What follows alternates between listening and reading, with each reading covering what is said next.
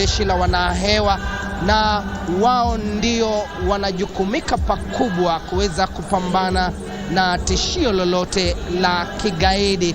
Kumbuka kwamba wakati wa kuzinduliwa kwa operesheni ya Linda Nchi mwaka 2011 waliweza kutumwa katika taifa jirani la Somalia kuweza kuhakikisha kwamba taifa hilo linaweza kushuhudia amani ambayo ilikuwa imezorota wakati huo, na kwa hivyo ni vikosi ambavyo ni muhimu zaidi hapa nchini. Mwaka jana sherehe hizi zilifanyika katika kambi ya kijeshi ya Laikipia Air Base, na ilikuwa sherehe ya kwanza Rais William Ruto aweze kuiongoza tangu achukue hatamu za uongozi.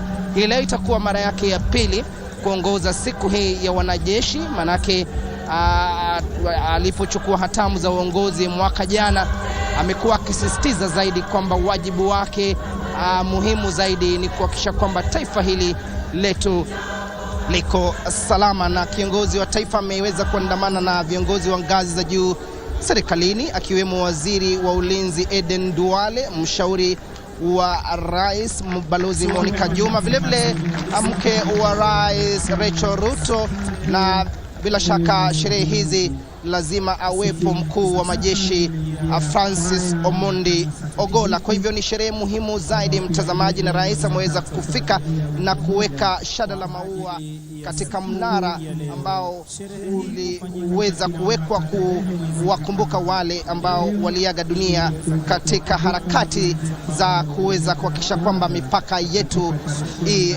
salama, na ni vyema waweze kufahamu kwamba wanajukumika pakubwa kuweza kuhakikisha kwamba hakuna amani ardhini, majini na fuo za baharini, mtazamaji, na ni muhimu vile vile uweze kufahamu kwamba rais ameweza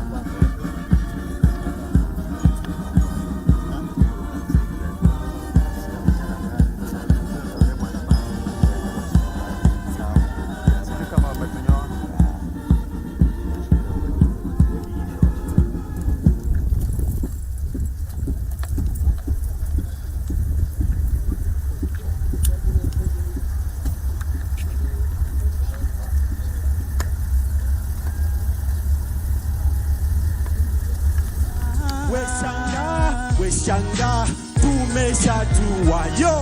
Yo fuate mashati kama kweli unania kufika tamati kwa fani kilo chemsha ariomati bado nakumbusha kwa vyovyote mechawisha kwa fani kabla muja pata kwa wangapi kisha wangapi famisha kupuuza magizo na bado kwenye fana babaisha mangapi nimekamilisha na nimefanya mtaka kuanzisha kukaribika wangapi watajeturisha kupuuza magizo na bado nakwambia kuwa fantani yela ABTLA ndani ya FNI one force one mission yo ulinzi daima one mission. Ndio mwanzo unajiunga nasi, sherehe za wanajeshi au siku ya wanajeshi inaendelea hapa katika kambi ya kijeshi Embakasi Garrison, na kama nilivyodokeza hapo awali, Rais William Samoei Ruto tayari ameshawasili katika hafla hii muhimu zaidi. Kumbuka kwamba yeye ndiye amri jeshi mkuu wa majeshi yote ya ulinzi, na amewasili pamoja na mke wake ambaye bila shaka ni Rachel Ruto, na vile vile waziri wa ulinzi ambaye bila shaka ni Aden Duale, akiwemo mshauri wa rais ambaye katika masuala ya ulinzi bila shaka Balozi Monica Juma, akiwemo Meja Generali wapo. Bila shaka ni muhimu zaidi uweze kufahamu ameweza kufika hapa mkuu wa majeshi ambaye bila shaka ni Francis Omondi Ogola, na rais aliweza kupata fursa ya kipekee kuweza kuweka shada la maua katika mnara wa kipekee ambao ulijengwa kuwakumbuka wale ambao waliaga dunia wakati walipokuwa wakihakikisha kwamba mipaka ya taifa hili salama, na ameweka shada hilo la maua na baadaye akaweza kukagua gwaride la heshima ambalo lilikuwa maandaliwa na mkuu wa majeshi Generali Francis Omondi Ogola, na baadaye ameweza kupata fursa ya kipekee kuweza kupata onyesho la kipekee, mtazamaji, kuwatizama baadhi tu ya masuala ambayo yanafanyika katika kikosi hiki, vikosi hivi vya ulinzi, mtazamaji, kupata kuonyeshwa zana za kivita na vifaa ambavyo vinatumika katika kulinda mipaka taifa hili, ambayo bila shaka ni muhimu zaidi uweze kufahamu kwamba vikosi hivyo vya ulinzi vinajukumika pakubwa, mtazamaji, kulinda mipaka ya taifa hili. Na hapo baadaye rais ataweza kupata fursa vile vile ya kuweza kupata onyesho la kipekee ambayo wengi wanasubiria kuona wale wanamnyavuli ambao watakuwa wanashughulikia tatizo lolote la kigaidi au tishio lolote la kigaidi hewani au angani, mtazamaji. Kwa hivyo ni siku muhimu zaidi, siku ambayo huadhimishwa kila tarehe 14 ya mwezi Oktoba. Mara ya kwanza sherehe hizi kufanyika ilikuwa mwaka wa 2011 mwezi Oktoba, baada tu ya kuzinduliwa rasmi kwa ile operesheni Linda Nchi, operesheni ambayo ilikuwa inaangazia zaidi kuhakikisha kwamba kuna usalama katika taifa jirani la Somalia. Na kwa hivyo rais atakuwa anatoa hotuba yake, manake kilele cha sherehe hii ni hotuba ya kiongozi wa taifa ambaye bila shaka ni amri jeshi mkuu wa majeshi yote ya ulinzi, na pindi tu atakapokuwa anatoa hotuba bila shaka atangazia juhudi ambazo taifa hili limeweza kupiga katika kuimarisha vikosi vya ulinzi ambayo inajumuisha jeshi la nchi kavu, jeshi la wanamaji na jeshi la wanahewa. Vikosi hivyo vitatu ndivyo viko tisti kabisa kulinda mipaka ya taifa hili. Sherehe hii itakuwa sherehe ya pili rais kuongoza. Mara ya kwanza kuongoza sherehe hii ilikuwa katika kambi ya kijeshi ya Laikipia Airbase mwaka jana tarehe 14, na ilikuwa mara ya kwanza yeye kuongoza tangu achukue hatamu za uongozi. Hii leo basi itakuwa sherehe yake ya pili kuongoza kama amri jeshi mkuu wa majeshi yote ya ulinzi. Kumbuka kwamba baadhi ya wale wastaafu katika ngazi za juu au katika vikosi vya ulinzi kama vile Generali, Meja Generali mstaafu Samson Mwadhidhi vile vile wameweza kuwasili, na baadhi tu ya wale ambao wameweza kujukumika pakubwa kuhakikisha kwamba vikosi vyetu vya ulinzi viko tisti kabisa, mtazamaji, kuhakikisha kwamba mipaka ya taifa hili iko salama. Na vilevile ni muhimu uweze kufahamu mpenzi mtazamaji kwamba alipochukua hatamu za uongozi na alipotoa hotuba yake katika sherehe ya mwaka jana siku kama hii, rais aliweza kuweka paruanja kwamba atatoa fedha, rasilimali za kutosha kuhakikisha kwamba vikosi vya ulinzi vinapata vifaa vya kisasa, vifaa ambavyo vinaweza kuwasaidia, au zana za kivita ambazo zinasaidia kukabiliana na tishio lolote la kigaidi ambalo bila shaka linaweza kutokea, kama kupambana na wale wanamgambo wa Al-Shabaab. Na tunasubiria zaidi kuweza kusikia atasema nini hii leo, manake kuna mipango kabambe ameweza kuangazia kuweka katika kuimarisha vikosi vya ulinzi hapa nchini, akiweza kushirikiana na waziri wa ulinzi Eden Duale. Na kwa sasa tu ni ile utumbuizo wa baadhi ya wale ambao wamealikwa kutumbuiza, wageni waalikwa na wale viongozi wa ngazi za juu, wakiwemo wale ambao wanatoka katika bunge la taifa hili. Hasa Madhi ya Wangari nafahamu fika kwamba vilevile yuko hapa. Yeye ni mwenyekiti ambaye anashughulikia masuala ya ulinzi, jasusi katika bunge, na bila shaka ni vema ushirikiano uwepo ili vikosi vyetu vya ulinzi viwe tisti kabisa. Na mtazamaji, hapo awali mwenzangu Yusuf Farah alifanya mahojiano ya kipekee na kamanda wa majeshi ambaye anashughulikia eneo la Mashariki, ambaye bila shaka ni Meja Jenerali Mwenyikai Juma, na bila shaka ni mahojiano ya kipekee ambayo ni muhimu zaidi uweze kutizama. Na kwa sasa napisha mwenzangu Yusuf Farah aweze kuwa na mahojiano na Meja Jenerali Mwenyikai Juma ambaye anashughulikia eneo la Mashariki. Kazi kwako Yusuf Farah.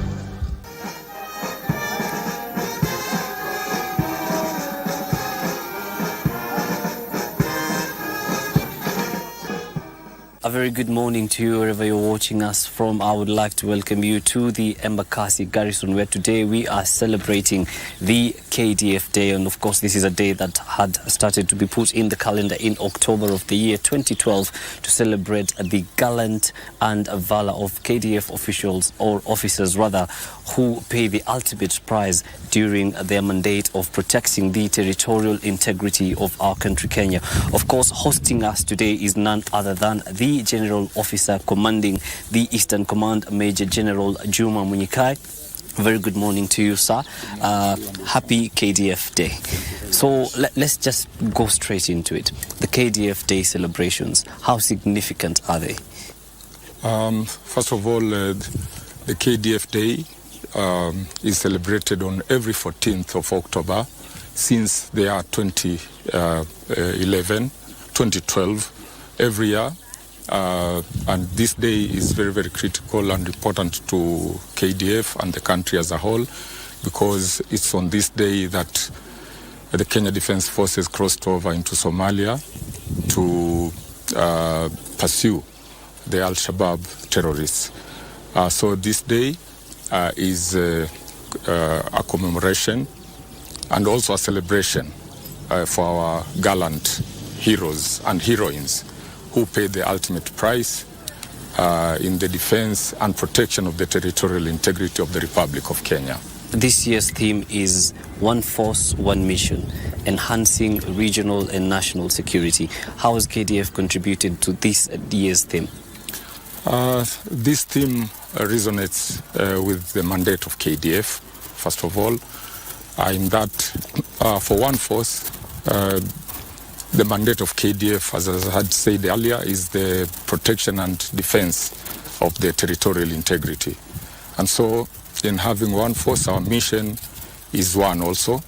And the synergy of the three services delivers the mandate for the Republic of Kenya. In the national, for enhancing national security, internally, KDF, as you know, is deployed in the North Rift. It is in Lamu, in areas of Boni. Then in the region, it is in the African Transition Mission in Somalia. We are contributing troops in the MONUSCO, the United Nations Mission in Democratic Republic of Congo, and also for the East African Community Regional Force. So we're contributing nationally and regionally for security. Okay. And you did speak about KDF troops entering Somalia. So a decade later, after the KDF troops have been deployed to Somalia, what has been the significance of them being there, and what are some of the successes that they've realized while being deployed there? A lot of achievements, first of all, to say, the least a decade, as you say, but a lot of positives, and mostly is the peace in Somalia, because peace in Somalia means peace in Kenya and peace in the Horn of Africa. So the quiet pacification of different areas in Somalia, in areas of Beleskokani, Afmado, Tabda, Doble, and in the southern sector, in Sector 6, in Kismayu, for the Operation Sledgehammer, then in areas of Kudei, Burgavo, all the way to Raskamboni. So the Somali people have gone back to their normal way of life, and that is the success story of our deployment for over a decade there. During the deployment, of course, there's the unfortunate incidents where we lose soldiers in the line of duty, and of course it's something that takes a heavy toll on anyone. So a decade later, after deploying troops in Somalia, perhaps, how many officers have we lost more so in Somalia? First, I want to say that that KDF, we are resilient, is a resilient force, a resilient organization, and we are able to deliver on our mandate. However, anytime a general puts troops to battle, we expect that they'll go safe and all come back safe. But sometimes unfortunate things happen.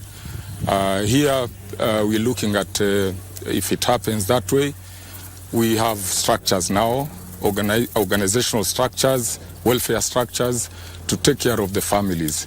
So even the loss of one soldier is very, very heavy on us. But what is critical is the resilience we put for the bigger picture, that we need to be more resilient as we are, so that we can deliver on our mandate.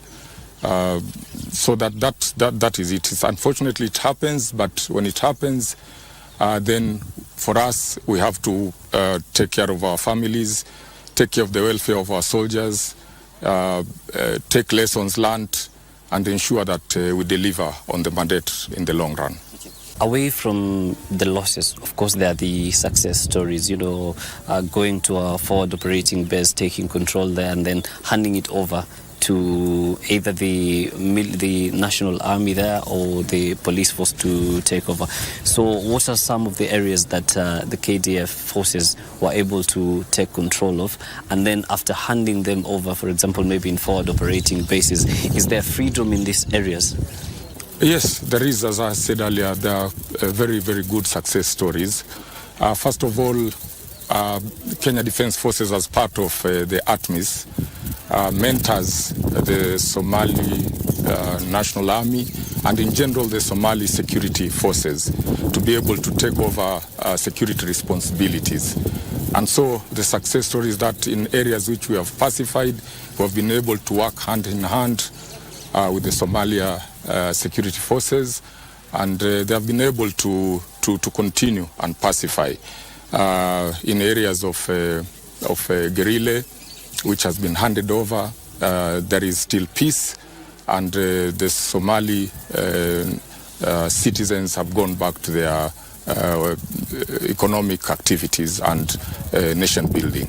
Last year at a time like this, I was able to travel for a media embed with the Africa Transition Mission in Somalia, and of course we were able to see the different areas and aspects that they've been helping the Somali National Army, and of course capacity building the police force.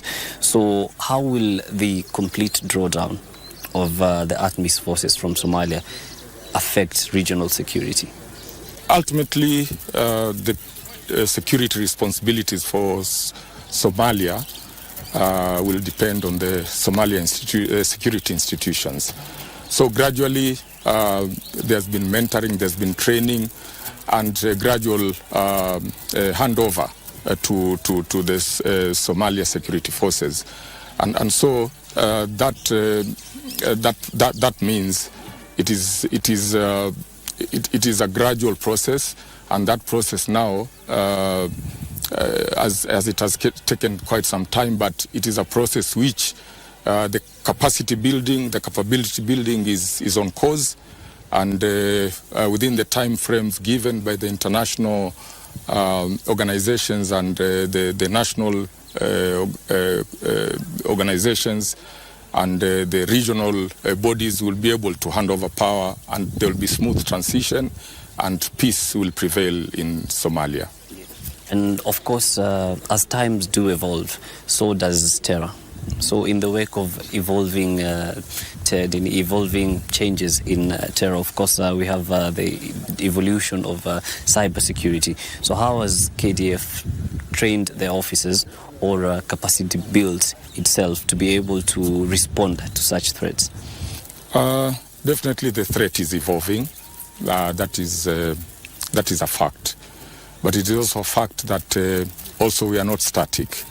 And so we consider the global threats, the global trends, study them, come up with solutions, implement those solutions, employ techno-savvy personnel also to get into our defense forces to be able to counter the threat. But the end of it is that we need every time to be in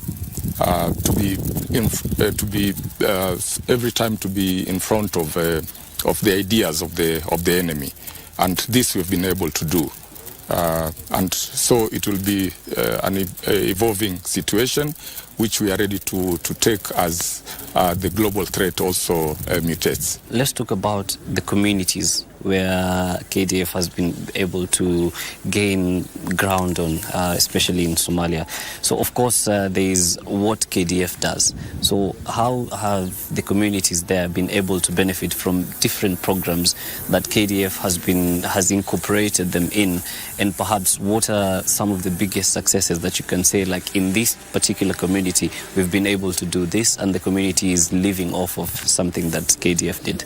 Yeah, there have been good engagements with the population, and there are also activities, what we call civil-military cooperation activities, to be able to win the hearts and minds of the communities.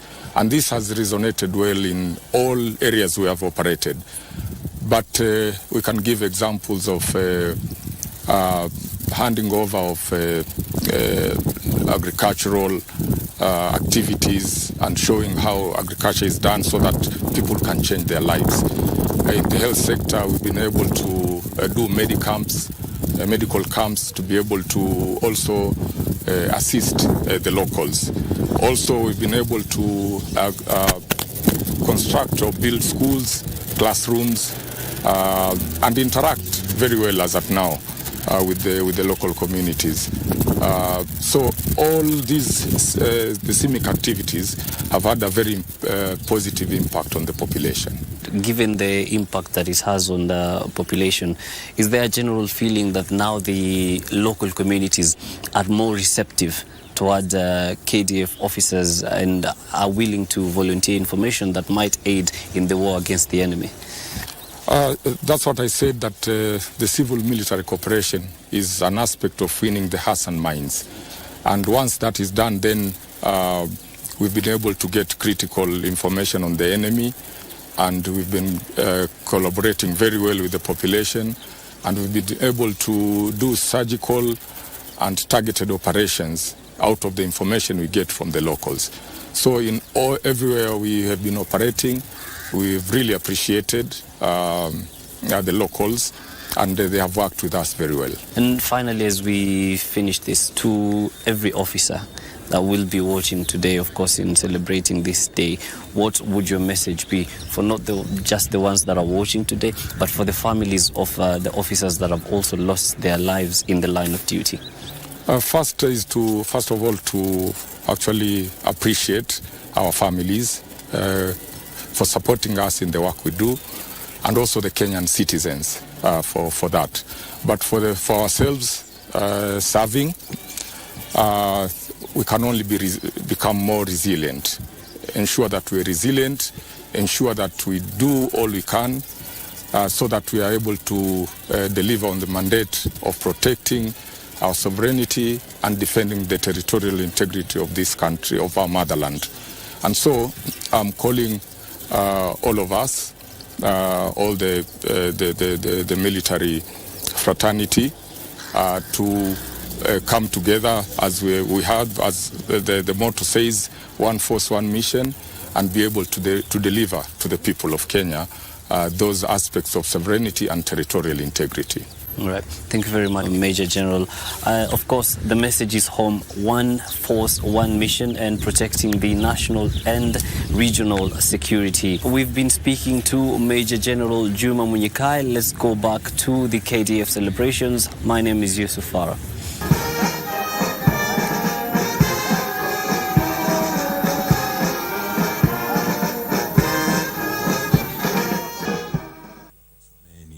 Punde tu shughuli hizo zitakapoisha na kilele cha hotuba hiyo kuwa kutoka kwa mgeni wetu wa heshima, tutaweza sasa kuingia katika ile sherehe ya machweo ya jua.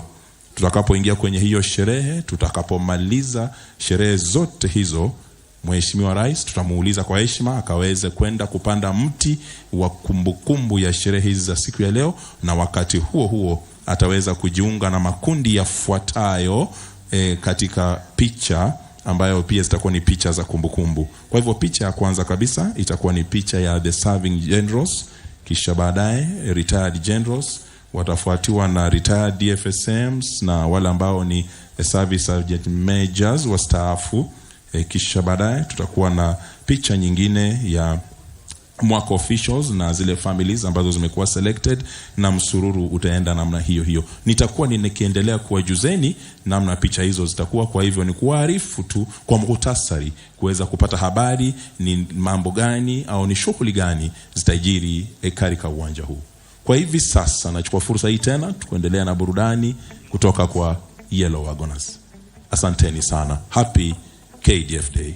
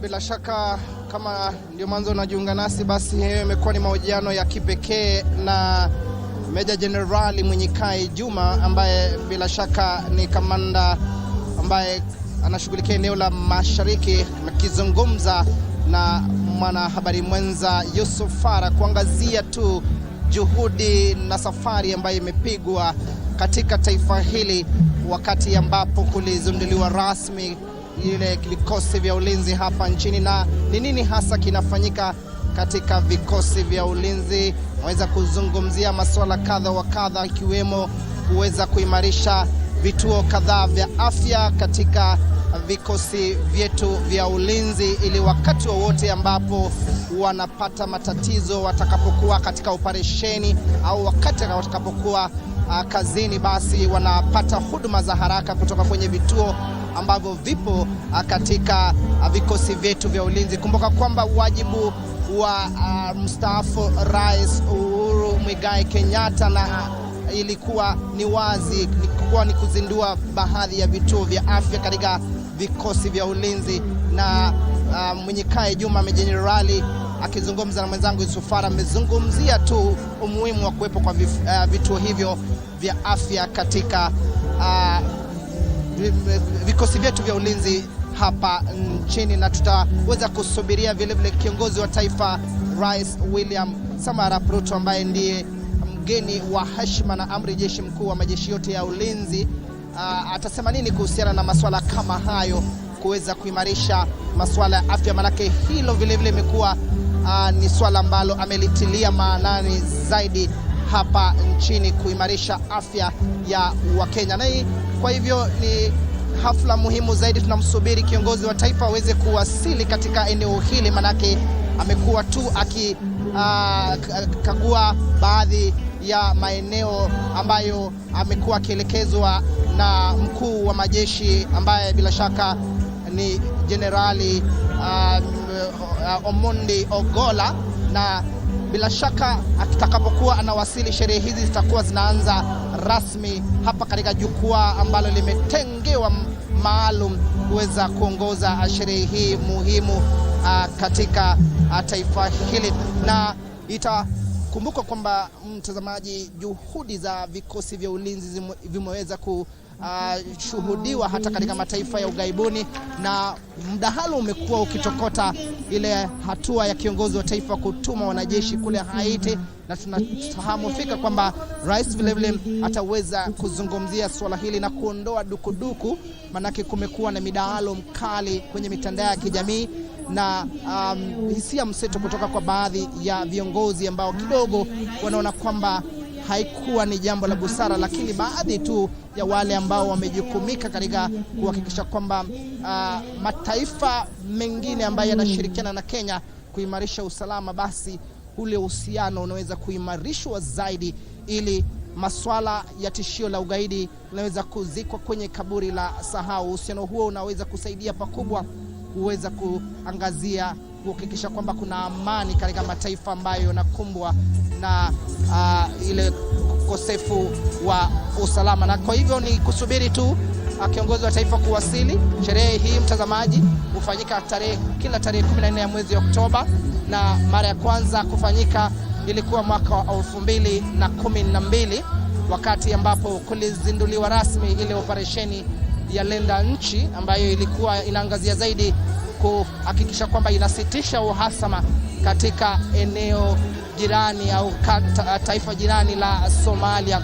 Na tangu ilipozinduliwa rasmi siku hiyo, hii leo basi itakuwa mwaka wa 12 sherehe hii kuadhimishwa rasmi, na rais atakuwa anaongoza hafla hii kwa mara ya pili, manake hapo mwaka jana aliongoza hafla hii katika kambi ya kijeshi ya Laikipia Airbase. Rais haja kuwepo peke yake, ameandamana na baadhi ya viongozi wa ngazi za juu katika ulinzi au ile idara ya ulinzi, ikiwemo Eden Duale, waziri wa ulinzi, akiwemo mkuu wa majeshi Omondi Ogola, bila shaka vile vile mshauri wa rais katika masuala ya ulinzi Balozi Monica Juma, kiwemo Martha Wangari ambaye ni mwenyekiti anashughulikia masuala ya usalama, ujasusi na nchi za kigeni katika bunge la kitaifa, miongoni viongozi wa ngazi za juu katika vikosi vya ulinzi mtazamaji, wakiwemo wastaafu katika vikosi vya ulinzi, akiwemo Meja Jenerali Samson Mwadhedhi. Kwa hivyo watu hapo wameketi kitako kusubiria kiongozi wa taifa. Kwa sasa ni kutumbuiza tu wale ambao wamepata fursa ya kutumbuiza wale ambao wamefika katika sherehe hii imekuwa ni kuangazia zaidi kuimarisha amani hapa nchini na kuishi kwa umoja na upendo bila kuangazia misingi ya kikabila. Nakumbuka kwamba maudhui au kauli mbiu ya sherehe hii ya mwaka huu ni kikosi kimoja yenye maazimio moja ya kuimarisha usalama wa kitaifa na nyanjani, mtazamaji.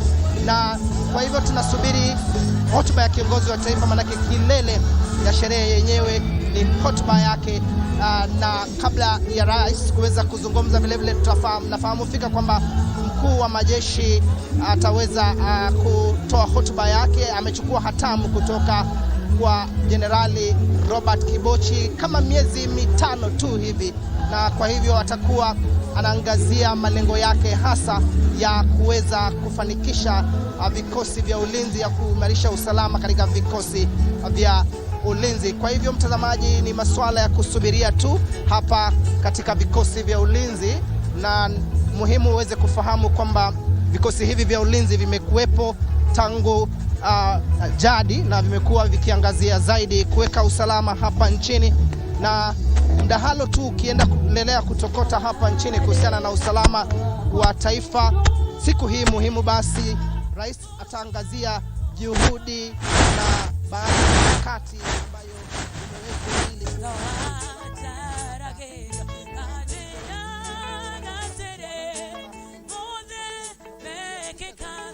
imewekwa aliweza kupata fursa ya kuangazia tu ni changamoto zipi ambazo serikali inapitia katika kuhakikisha kwamba taifa hili linaangazia tishio lolote la kigaidi. Kwa hivyo mtazamaji, ni masuala muhimu ya kufahamu kwamba baadhi tu ya wale ambao wanaendelea kusubiria tu sherehe hizi iweze kuanza rasmi, ni muhimu kwamba uweze kufahamu kwamba kuna wale tu ambao wameweka mikakati kabambe, mtazamaji, ya kufanikisha usalama wa taifa hili. Na kama unavyotizama katika runinga yako, rais anapata onyesho la kipekee kuonyeshwa jinsi usalama unaimarishwa na vikosi vya ulinzi kupitia zana za kivita za aina yake, mtazamaji, ambazo ni ya kipekee, mtazamaji, ambayo unaipata moja kwa moja katika runinga yako au kiwambo chako kwa sasa. Na ni muhimu rais kufahamu zana hizo za kivita zinatumika kivipi katika kuimarisha usalama hapa nchini. Kumbuka kwamba zana hizi za kivita zimekuwa zikizungumziwa zaidi katika mitandao ya kijamii, kwamba Kenya ni miongoni mwa mataifa katika bara la Afrika na ulimwenguni kote ambayo iko na zana za kivita za aina yake ili kupambana na tishio lolote la kigaidi. Manake Kenya imekuwa katika mstari wa mbele kushirikiana na mataifa ambayo yamekuwa kikumbwa na tishio la kigaidi kama vile Somalia, mtazamaji. Na zana hizi za kivita hazifaidi tu taifa hili la Jamhuri ya Kenya, bali na faidi mataifa mengine jirani. Kwa hivyo rais anapata fursa ya onyesho la kipekee kutizama ni vipi masuala haya yanafanyika, jinsi vikosi hivi vya ulinzi, jeshi la wanamaji, jeshi la wanahewa na jeshi la nchi kavu wanavyoshughulikia tishio lolote la kigaidi, iwe ni angani, ardhini na majini, mtazamaji. Na ni muhimu uweze kufahamu kwamba rais pindi tu atakapochukua nafasi kutoa hotuba yake, atakuwa anaangazia baadhi tu ya onyesho hilo, kuangazia iwapo tuko katika mstari wa mbele, tuko tisti kabisa, mtazamaji, kuweza kufanikisha masuala ya usalama au kuangazia tishio lolote la kigaidi. Basi rais ataweza kuweka masuala hayo paruwanja tu atakapokuwa anatoa hotuba yake, atakapokuwa anawasili eneo hili ambapo limetengewa kufanyika kwa zoezi hili ya siku ya wanajeshi, ukipenda KDF Day, hapa katika kambi ya Embakasi Garrison.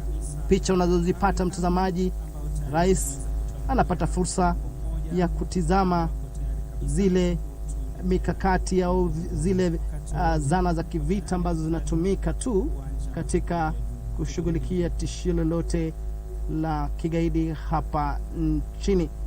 Na muhimu vile vile uweze kufahamu rais hayuko pekee, ameandamana na viongozi wa ngazi za juu mtazamaji, kiwemo Eden Duale, waziri wa ulinzi, Monica Juma ambaye ni balozi, yeye ni mshauri wa rais kuhusiana na masuala ya ulinzi. Vile vile ameandamana na mama wa taifa Rachel Ruto, akiwemo mkuu wa majeshi mtazamaji, ambaye bila shaka ni Mondiogola, kuweza kuhakikisha kwamba mambo yanakuwa shwari kabisa hapa mtazamaji.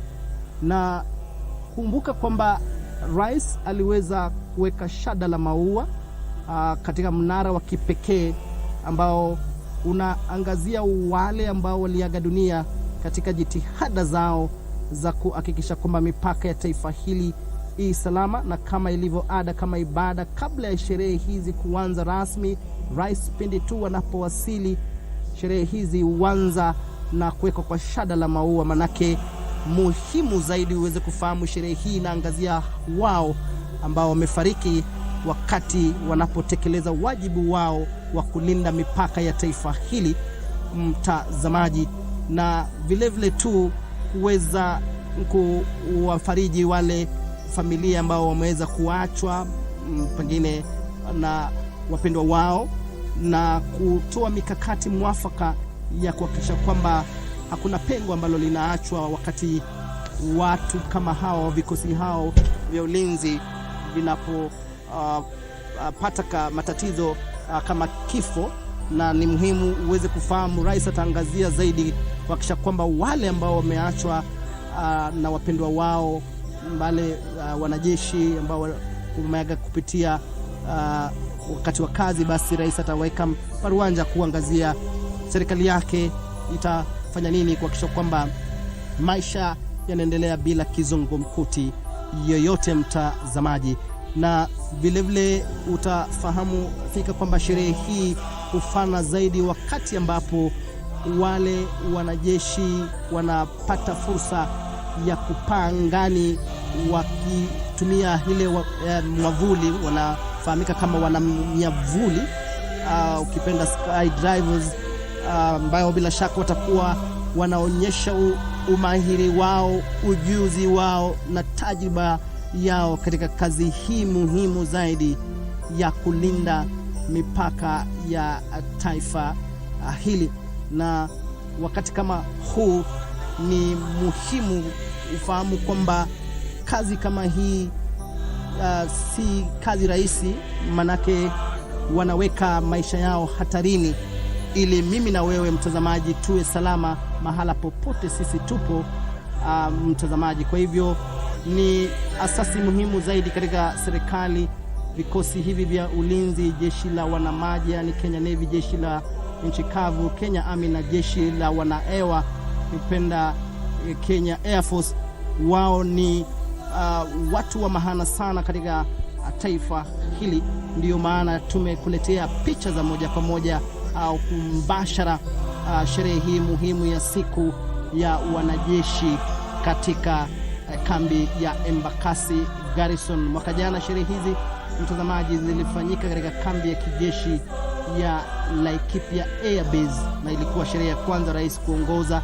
Leo itakuwa ni sherehe ya pili mtazamaji. Maudhui au kauli mbiu katika sherehe ya mwaka huu ni kuweza kuwa na jeshi moja ambayo ina maazimio na malengo moja ya kuimarisha usalama wa kitaifa na nyanjani mtazamaji.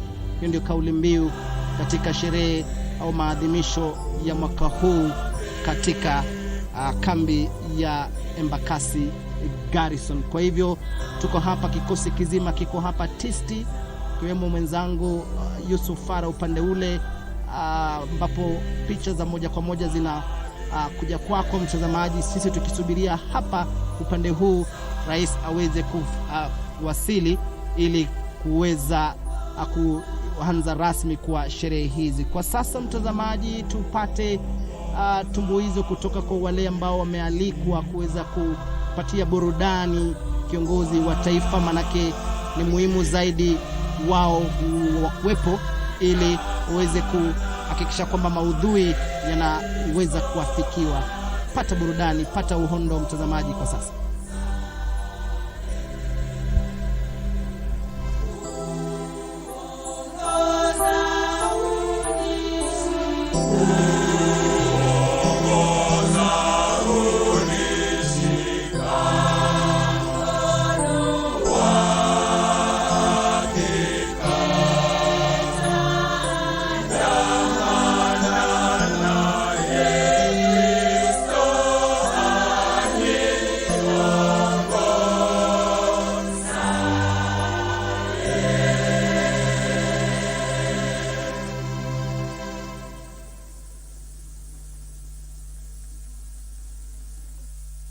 Basi tuwashangilie kwa makofi mazuri wanapoondoka uwanjani kwaya hii ya Anglican Church.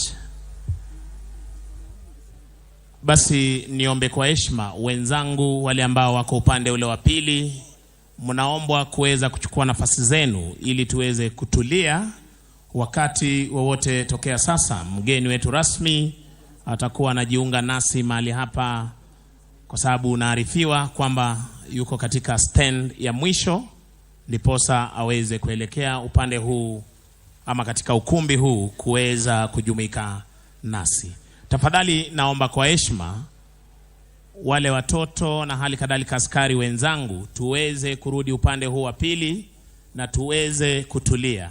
Pia natoa tahadhari, wapo umetembea na mtoto mdogo, uweze kumchunga mwanao asije akapotea. Hivi sasa mwenzangu ameweza kumuunganisha mama mmoja ama mgeni mmoja ambaye ameweza kutembea mahali hapa akitafuta mwanawe na mwanawe. Kwa hivyo ninaomba tafadhali, iwapo umetembea na watoto wadogo, uweze kuhakikisha wako chini ya ulinzi wako. Basi nilivyokuwa nimesema hapa awali, tutazidi kuendelea na burudani tunaposubiri Mheshimiwa Rais na Amiri Jeshi Mkuu wa majeshi yote ya ulinzi kuweza kujiunga nasi mahali hapa. Kwako Jabiri. Basi Chitai uweze kutuletea kipindi kinachofuata kwa burudani.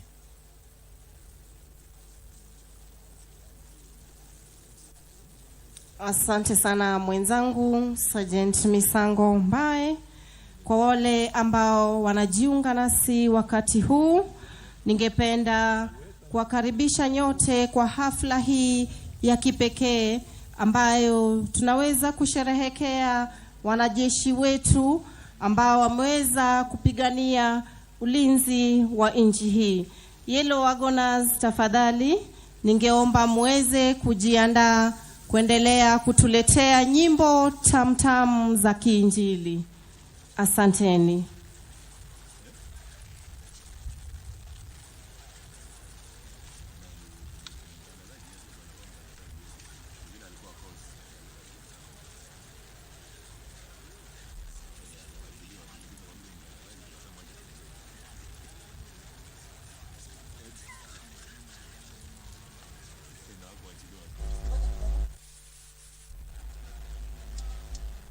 Kule nyuma naomba. Na mtazamaji, kama ndio mwanzo unajiunga nasi, bado ni picha za moja kwa moja sherehe za siku ya wanajeshi ambayo inafanyika hapa katika kambi ya kijeshi Embakasi Garrison, baada ya kupata tu burudani kutoka kwa wale ambao wamealikwa kutumbuiza kiongozi wa taifa. Bila shaka sisi hapa tunahakikisha kwamba hakuna lolote unalokosa mtazamaji hapa katika sherehe muhimu zaidi ambayo inaongozwa na kiongozi wa taifa ambaye ndiye Amiri Jeshi Mkuu wa majeshi yote ya ulinzi, Dr. William Samuel Arap Ruto, ambaye amewasili katika kambi ya kijeshi kama lisali moja tu hivi iliyopita. Na alipofika, muhimu zaidi ilikuwa kwanza kuweza kuweka shada la maua katika mnara ambao umewekwa kuwakumbuka walioaga dunia katika jitihada zao za kulinda mipaka ya taifa hili. Na kwa sasa tunatizama tu baadhi ya viongozi kadha wa kadha wa ngazi za juu katika vikosi vya ulinzi naendelea kuwasili eneo hili, huku tukisubiria kiongozi wa taifa na kikosi chake, akiwemo waziri wa ulinzi Eden Duale, Monica Juma ambaye ni balozi, mshauri wa rais, akiwemo mama taifa Rachel Ruto, waweze kuwasili katika eneo maalum ambayo imetengewa kwa sherehe hii muhimu zaidi katika kalenda ya Jamhuri ya Kenya. Na kama alivyodokeza mwenzangu Yusuf Fara alipokuwa na mahojiano ya kipekee na Mwenyikae Juma, Meja Jenerali huyo ambaye ni kamanda na shughulikia eneo la Mashariki, kuna jitihada au kuna juhudi ambazo zimeweza kuafikiwa tangu kuzinduliwa rasmi kwa vikosi hivi vya ulinzi, na kwamba Kenya inapiga hatua katika kuimarisha kila kuchao vikosi vya ulinzi, iwe kwamba ni vikosi ambavyo ni vya kimataifa, vikosi ambavyo vinaweza kutuma maeneo yoyote ya taifa hili na kushughulikia tishio lolote la kigaidi, na liwe katika mstari wa mbele kupambana na maadui ambao hao ndio wakuu au mahasimu ambao vikosi hivi vya ulinzi najaribu kupambana nalo, mtazamaji. Na itakuwa ni muhimu uweze kufahamu kwamba tangu alipochukua hatamu za uongozi kama amiri jeshi mkuu wa majeshi yote ya ulinzi, rais amekuwa akiweka tu uwanja kwamba ana malengo mazuri kuhakikisha kwamba vikosi hivi vya ulinzi vinapiga hatua kubwa, hasa katika kulinda mipaka ya taifa hili, iwe ni katika kuweka rasilimali za kutosha, kuhakikisha kwamba kuna zana za kivita za aina yake, mtazamaji, iwe kuwapa motisha wale ambao wanatumikia taifa hili, wale maafisa ambao ni wachapakazi kuweza kupandishwa madaraka, na vile vile kupambana na zimwi ambalo ameapa kwa udi na uvumba nyuta na mate kupambana nalo, ufisadi ambao ndio imekuwa changamoto kuu au imekuwa ni kikwazo kikubwa ya kupambana na hata masuala ya usalama katika taifa hili. Kwa hivyo tutasubiria tu hiyo hotuba ya kiongozi wa taifa, manake kilele cha sherehe hii ni hotuba yake atakapokuwa anazungumza kutoa mwelekeo wa taifa katika kupambana na magaidi au maadui, mtazamaji. Na ni muhimu zaidi uweze kufahamu kwamba si vikosi vya ulinzi tu viko hapa, kuna vile vile nyanja mbalimbali imeweza kushughulikiwa, kuna vile vile idara mbalimbali, mtazamaji. Vile vile kuna baadhi ya wanafunzi kutoka shule mbalimbali ambao pengine wana azma katika siku za usoni kuwa kwamba waweze kutumikia taifa hili katika kiwango hicho cha wanajeshi. Kwa hivyo wako hapa kuweza kujionea wao wenyewe vikosi hivi vya ulinzi. Kuna wale ambao tumeshangaa wamekuwa na ile ustaha na ufasaha wa vipaji vya aina yake, iwe katika usanii. Wameweza kutupatia hapa mashahiri ambayo yanaangazia zaidi kukuza uzalendo na kuimarisha amani, ili kwamba tuishi kama taifa moja, taifa ambalo aliangazii kabila, aliangazii mahala ambako unatoka, aliangazii rangi na kadhalika. Na bila shaka ni muhimu kwamba ile umoja uweze kuzingatiwa. Kumbuka kwamba rais amekuwa akishuhudia baadhi tu ya wale ambao wamekuwa kifuzu katika vikosi mbalimbali, na unafahamu fika kwamba mafunzo ambayo yanatolewa kwa wanajeshi si mafunzo hivi, ni mafunzo ya kukata na shoka, mafunzo ya aina yake. Na watakapokuwa wanapata hotuba ya kiongozi wa taifa, itakuwa tu ni kuangazia kuwapa kongole juhudi zao, mtazamaji, wanapotekeleza usalama, kuhakikisha kwamba kuna usalama hapa nchini. Na kama unavyotizama katika kiwambo chako, rais anaelekezwa tu kuweza kuonyeshwa baadhi tu ya mambo yanavyofanyika wakati vikosi hivi vya ulinzi vinatumwa katika operesheni ya kulinda usalama katika pengine mataifa ambayo yanakumbwa na tishio la kigaidi au kuna uhasama, na anapata baadhi tu ya wanajeshi hawa wanapata fursa hata ya kumsalimia kiongozi wa taifa. Ni siku yao muhimu zaidi ambayo itaingia kwenye daftari za kumbukumbu. Na kwa sasa, mtazamaji, tupate ile uelekezi ambayo rais anaelekezwa hapo na mmoja wa wale ambao wametwikwa jukumu hilo la kumwelekeza rais jinsi vifaa hivyo vinavyofanya kazi wanajeshi wanapotumwa nje kulinda mipaka ya taifa hili. Hebu tupate mwelekezi huyo ambaye anamwelekeza rais anasema nini.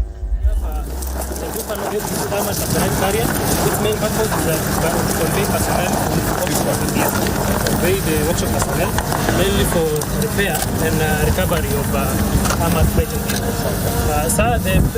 What about this? This one is a reconnaissance vehicle. Yes,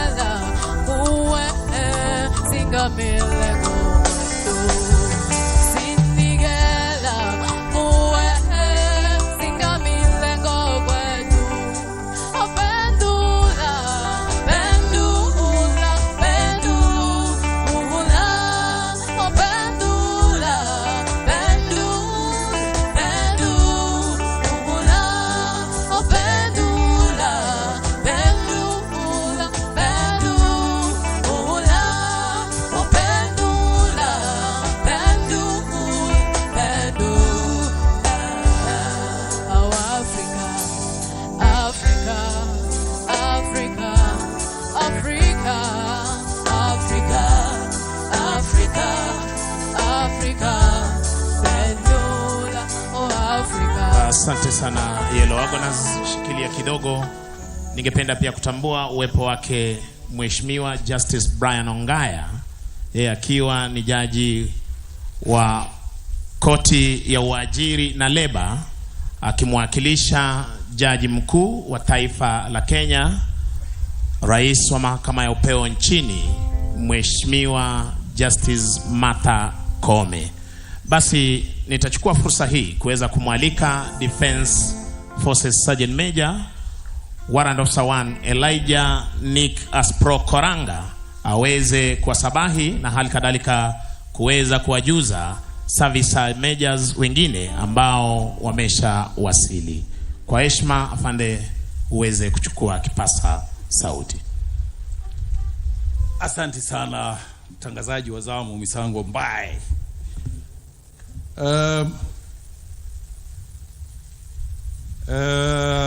Kwanza kabisa nashukuru sana kupata nafasi ya kuweza kuona askari wangu wamefika hapa kwa wingi, lakini sijawahi kujua hali yao ya moral pamoja na familia.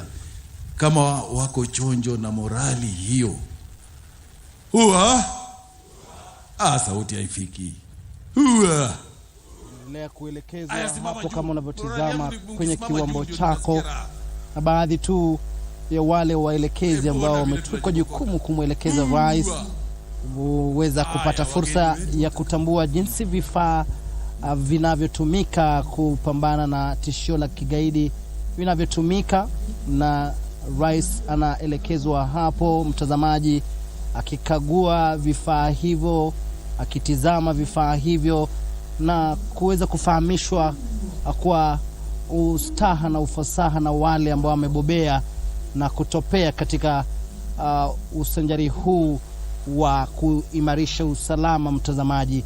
Na bila shaka ni masuala ambayo lazima rais aweze kupitia kabla ya kutoa hotuba yake, manake siku kama hii inaangazia tu vile vile jitihada ambazo zinawekwa na serikali kuweza kupambana na tishio lolote la kigaidi. Kwa hivyo ni fursa tu ya kipekee kwa kiongozi wa taifa kuweza kuonyeshwa jinsi vifaa hivyo vinavyofanya kazi, kiwemo yule mkuu wa majeshi ambaye bila shaka ni Francis Omondi Ogola na waziri wa ulinzi Eden Duale, vile vile wakielekezwa tu na wale ambao wamepewa jukumu hilo.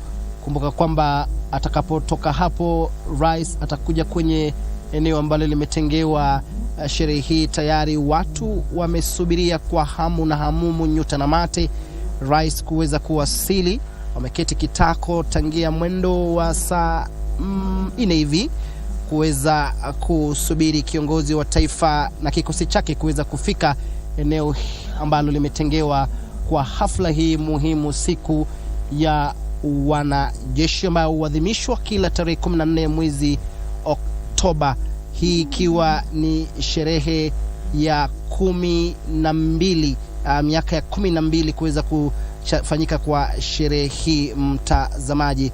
Mara ya kwanza sherehe hii kufanyika ilikuwa mwaka 2012 pindi tu taifa hili lilipochukua hatua ya kupambana na tishio la kigaidi kwenye taifa jirani la Somalia, ulipozindua rasmi ile operesheni Linda Nchi, ambayo bila shaka ilikuwa inaangazia zaidi kudumisha na kuimarisha usalama katika taifa la Somalia. Kwa hivyo ni hatua kubwa zaidi ambayo imepigwa tangu kuzinduliwa rasmi au kuanzishwa rasmi kwa sherehe hii muhimu, ambayo muhimu ni ufahamu ni kuwakumbuka tu wale maafisa au vikosi vya ulinzi ambao walikuwa tisti ngangari na ange kulinda mipaka ya taifa hili, na katika ile harakati wakaaga dunia, mtazamaji.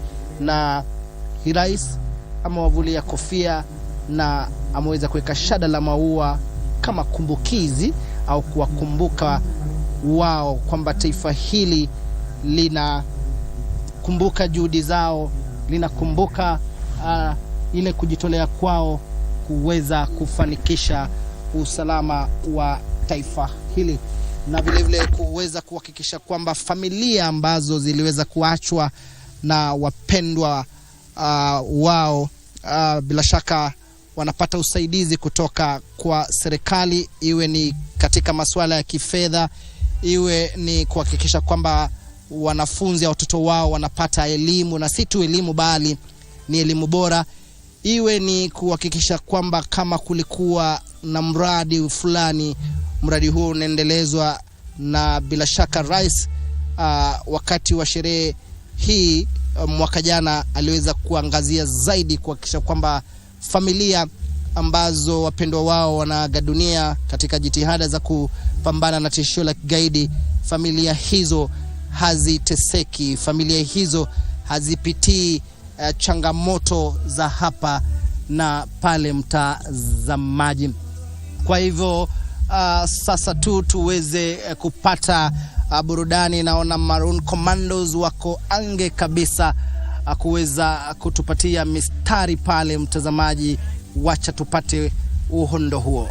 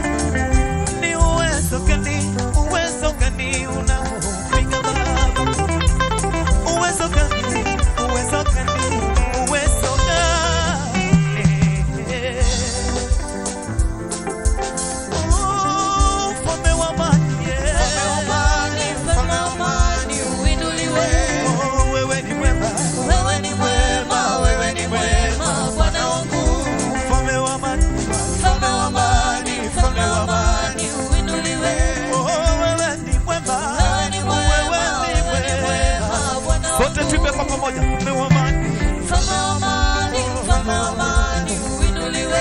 oh wewe ni mwema, Wewe ni mwema, Bwana wangu. mfalme wa amani, Mfalme wa amani, mfalme wa amani, uinuliwe. oh wewe ni mwema, Wewe ni mwema, Bwana wangu. Haya, tunaweza piga makofi tu hivi kwa sababu yeye ndio mfalme wa amani ya siku ya leo.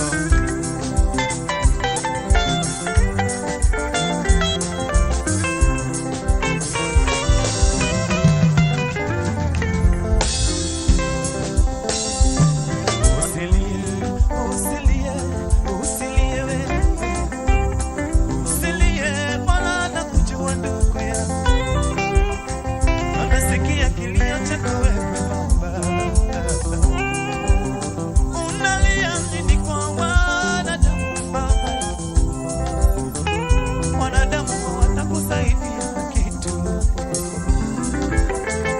Wanadamu hawatakusaidia na kitu chochote.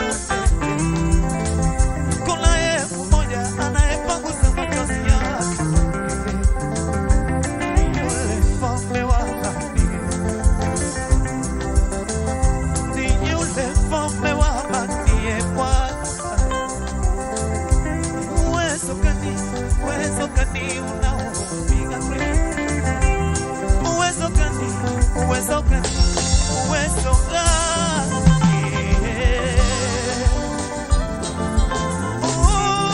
Mfalme wa amani, Mfalme wa amani, uinuliwe. oh wewe ni mwema, Wewe ni mwema, Bwana wangu.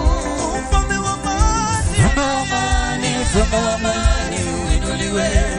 wewe ni mwema, Wewe ni mwema, Bwana wangu. mfalme wa amani, Mfalme wa amani, mfalme wa amani, uinuliwe. oh wewe ni mwema, Wewe ni mwema, Bwana wangu. Mfalme wa amani, mfalme wa amani, uinuliwe. oh wewe ni mwema. Wewe ni mwema, Bwana wangu.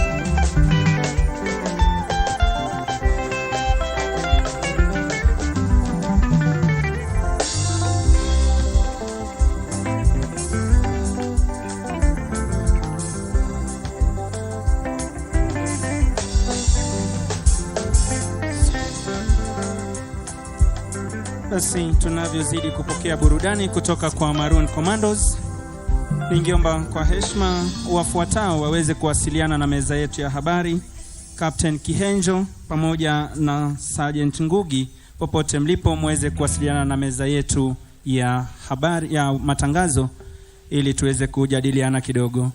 Tuendelee Maroon Commandos tafadhali. Maroon Commandos, tuweze kuendelea na burudani la mziki wa Injili.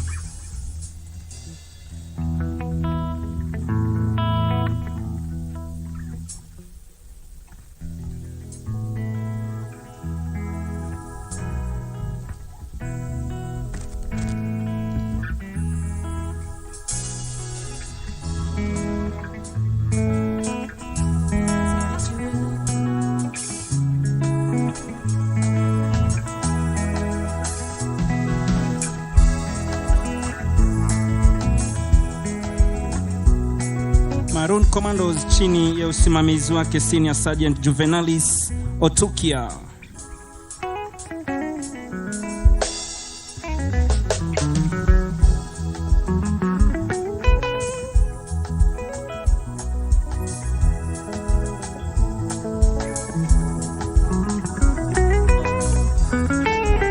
Mbali tumetoka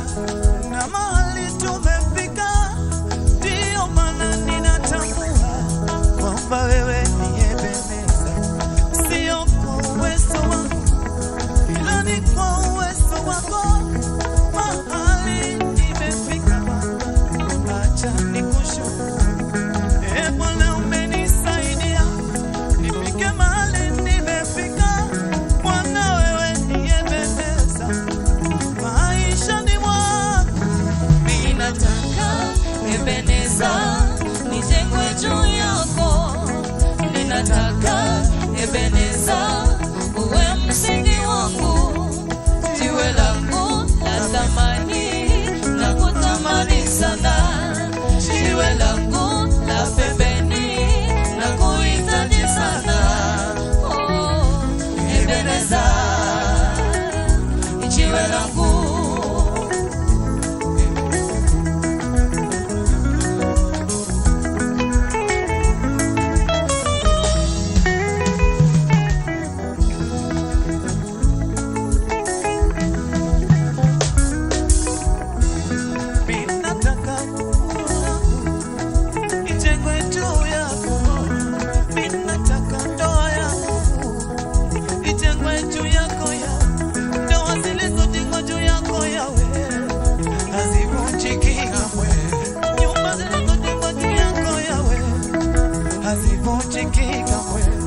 Ninataka uimbaji wangu ujengwe juu yako, maana wewe ndo sauti yangu, wewe ndo uzima wangu. Ninataka Ebeneza nijengwe juu yako. Ninataka Ebeneza uwe msingi wangu, jiwe langu la thamani na kutamani sana, jiwe langu la pembeni na kuhitaji sana. Oh, Ebeneza jiwe langu. Ebeneza, Ebeneza jiwe langu.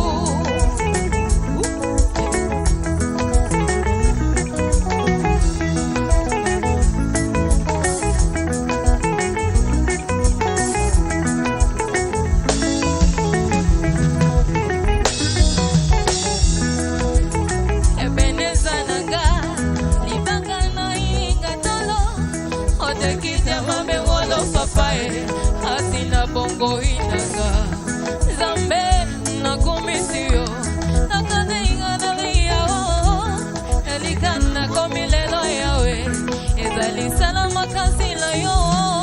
Ninataka Ebeneza nijengwe juu yako. Ninataka Ebeneza uwe msingi wangu, jiwe langu la pembeni na kutamani sana, jiwe langu la pembeni na kuhitaji sana. Oh, Ebeneza, Ebeneza jiwe langu.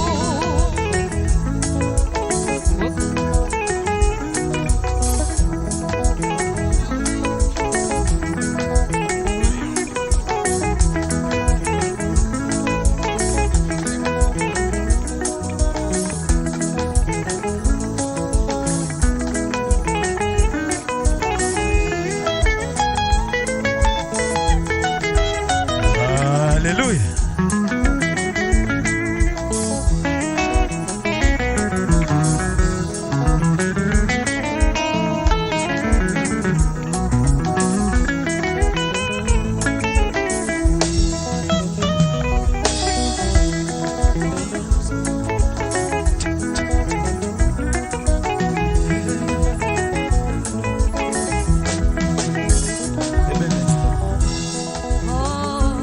Ebeneza jiwe langu. Ebeneza, Ebeneza jiwe langu. Ebeneza, Ebeneza jiwe langu. Ebeneza jiwe langu.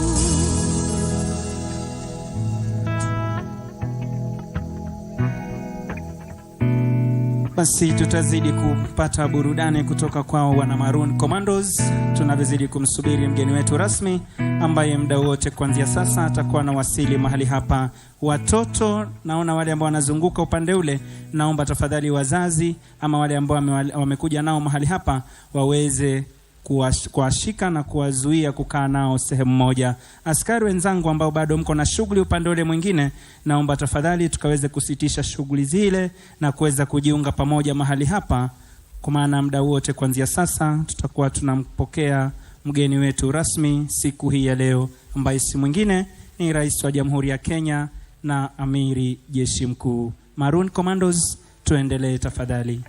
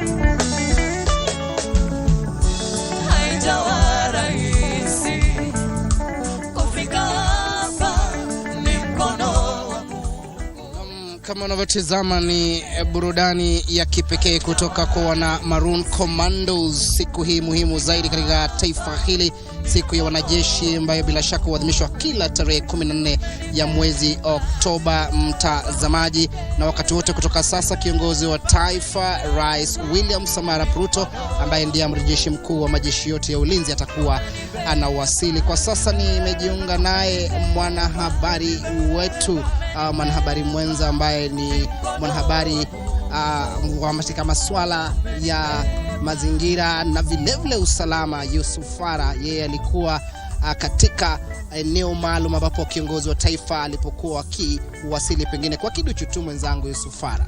Naam. Shukran sana mwenzangu Timothy Kipnusu. Nafikiri utaniruhusu niendelee kwa lugha ya Kimombo. So yeah, as my colleague Timothy Kipnusu said, we were with the president when he was visiting the display area where he visited the various facets of the forces. And for the forces here is what the different facets, that is Kenya Army, Navy and the Air Force, got to show their military might and the different structures, different armor materials that they use for defense of the territorial integrity of the country. Of course, he was able to see in the display areas. One thing he was able to see from the various tents was a display tent of the compensation and welfare of the Kenya Defence Forces officers. Of course, there was a tent for the Directorate of Military Veterans, which main agenda is to honor the sacrifices made by the military veterans during their service and a role in the defense of the Republic. Of course, in matters of welfare and in matters savings and economic growth, there is the Defense Circle, which of course is for the officers to invest in, so and also save in for credit so that they can use this for their own economic growth. Of course, there's the Defense Forces medical insurance scheme, which deals with matters of healthcare and ensuring access to healthcare services by engaging reputable healthcare institutions for the gallant officers. Also, one of the areas that the president got to see is the Defense Forces Comrades Association and the Kenya Ordnance Factories Association. There is the Infantry Battalion, there is the Special Operations Unit, there is the Armor Component, there is the artillery, large caliber guns that are used in defense. So of course, these are just some of the different units that the president has been able to visit. Of course, there is the engineering unit and there is the disaster response unit, which we see whenever there are natural disasters occurring in our country. Of course, the forces coming in to try and help to save Kenyans. Of course, and in line with this year's theme, Timothy Kipnusu, is they did talk about one force, one unit. Maybe in Swahili tunaweza kusema ni umoja kati ya majeshi yote ya Kenya. yale ya angani, yale ya ardhini na wale wana maji. Kwa hiyo umoja wao utachangia pakubwa katika kuhakikisha kwamba ulinzi nchini kwetu na katika eneo la bara la Afrika unasawazishwa na unakuwa vyema. Bila shaka kama ulivyodokeza, na vikosi hivi vitatu ambavyo ni muhimu zaidi, jeshi la wanamaji, jeshi la nchi kavu na jeshi la wanahewa, basi wao ndio wanajukumika pakubwa katika kuhakikisha kwamba usalama wa mipaka yetu salama. Kama alivyosema mwenzangu Yusufara, ni kwamba kuna mipango kabambe ambayo imewekwa ili kuhakikisha kwamba wale ambao wameweza kuathirika kwa namna moja au nyingine, familia za wapendwa ambao walifariki walipokuwa katika ile harakati ya kulinda mipaka ya taifa hili, na ni muhimu kwamba serikali iweze kuhakikisha kwamba wanapata fidia, wanapata kuhakikisha kwamba kama ni watoto ambao wameachwa, bila shaka wanapata elimu, na si tu elimu bali elimu bora, na kama ulivyodokeza vile vile kuwepo kwa ile sako au hazina maalum ambayo ipo ili kuhakikisha kwamba fedha hizo zinatumika vema iwapo serikali imeweza kutoa fedha hizo kufanikisha elimu kwa wale ambao walifariki. Na ni muhimu mtazamaji afahamu kwamba siku hii ni imetengewa wale ambao waliweza kufariki au walifariki, mtazamaji, kuwakumbuka tu katika juhudi zao za kuhakikisha kwamba mipaka ya taifa hili salama. Na rais ameweza kuweka paruanja kwamba serikali yake itaangazia zaidi kuhakikisha kwamba kuna zana za kivita za aina yake, na amekuwa akionyeshwa tu zile vifaa ambavyo vinatumika, na tunafahamu fika kwamba yeye ni rais mchapakazi, na tunafahamu mwenzangu Fara kwamba atakapokuwa anahutubia umati huu ambao umefika, maana kilele cha sherehe hii ni hotuba yake, ataweza kuangazia zile maonyesho ambayo ameweza kupitia. Wewe umekuwa katika maonyesho hayo, tuko wapi kama taifa katika kuhakikisha kwamba tunapambana na tishio lolote la kigaidi? Nadhani from what we did see during the tour of the different facets of the army, we can say that Kenya is secure and our army is ready to deal with any threat, be it internal, be it external, from the enemies of progress and the enemies who seek to bring terror in the country.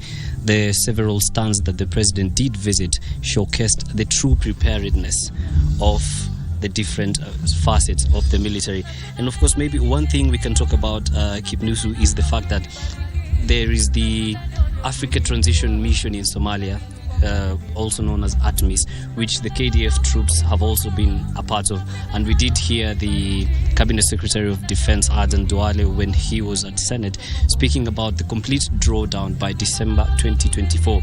This is a unit that has been deployed there to contribute to keeping the peace, to maintaining order, to capacity build the Somali National Army, the Somali Police Force and the government, to ensure that by the time the drawdown is complete, the National Army, the government rather of Somalia, is ready to deal with any problems, particularly dealing with Al-Shabaab.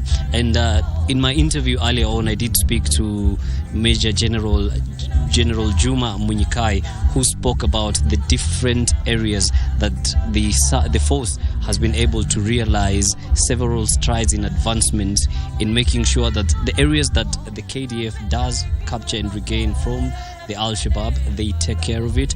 The different communities there are taken care of. They've built hospitals, they've built schools, they've helped them start businesses, they've helped them in agriculture. And what he said is by the time that they leave, they're confident that the army, the government of the Federal Republic of Somalia will be able to secure themselves so that it won't be something that has gone in vain. What we can see right now, the President's entourage approaching the main arena where the celebrations will formally kick off. Of course, he's coming from the display area where he was able to see different facets of the forces, that is Kenya Army, Kenya Navy, Kenya and the Kenya Air Force. There is the president's entourage coming in to the venue. Of course, in his company is the Cabinet Secretary of Defense, Aden Duale, the Chief of Defense Forces, General Francis Ogola, among other dignitaries. And of course, they are hosted at the Embakasi Garrison by none other than Major General Juma Munyikai. There is the president coming in what we call a military precision. Of course, being a KDF day where they are celebrated. Here comes the head of state.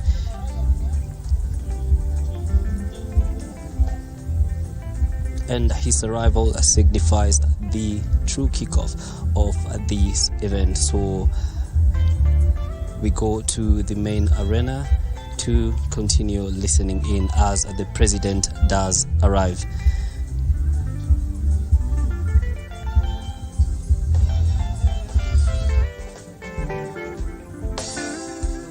Napenda utawala wako, napenda ahadi zako, napenda njia zako Yesu, na ufundisho yako.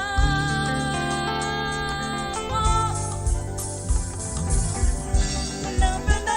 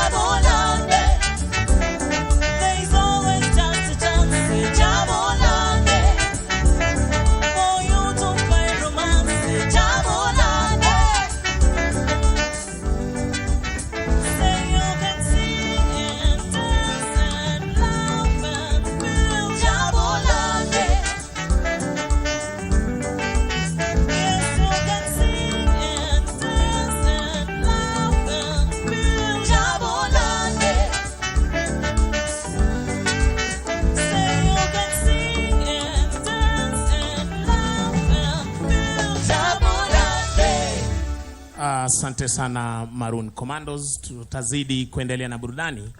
Japo kabla ya burudani ningependa kutambua kuwasili kwao naibu kamanda wa jeshi letu la nchi kavu, Meja Jenerali David Kimayo Tarus, akiwa ameandamana na msaidizi wa mkuu wa majeshi ya ulinzi anayehusika na masuala ya wafanyikazi, ugavi na uratibu, Meja Jenerali David Kipkemboi Keter.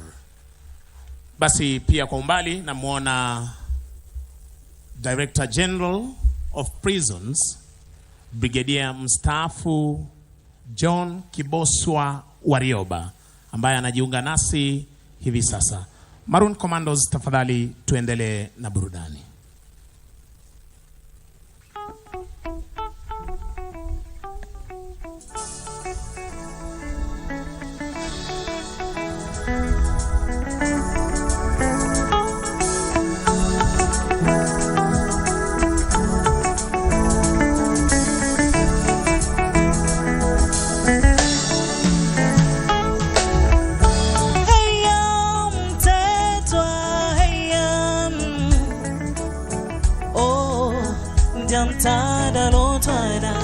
Sondela, sondela, standwa, sondela.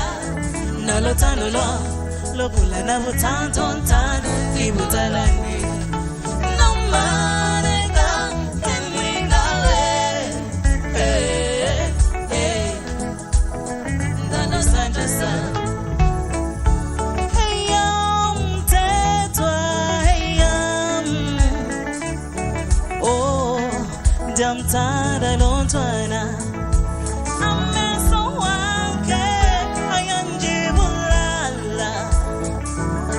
Oh, jamtada lontwana sondela, sondela, sando, sondela. Nolotando lo, lopula na butanton tanu ibutalani.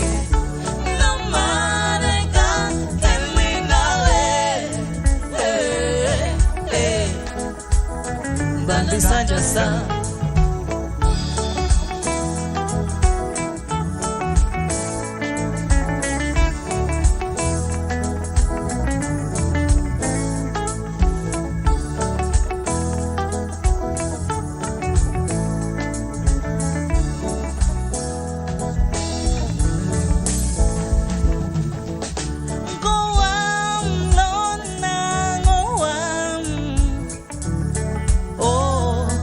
Jamtada lontwana ameso wayo ayanjibulala. Oh, jamtada lontwana sondela, sondela, sondela. Asante sana bendi yetu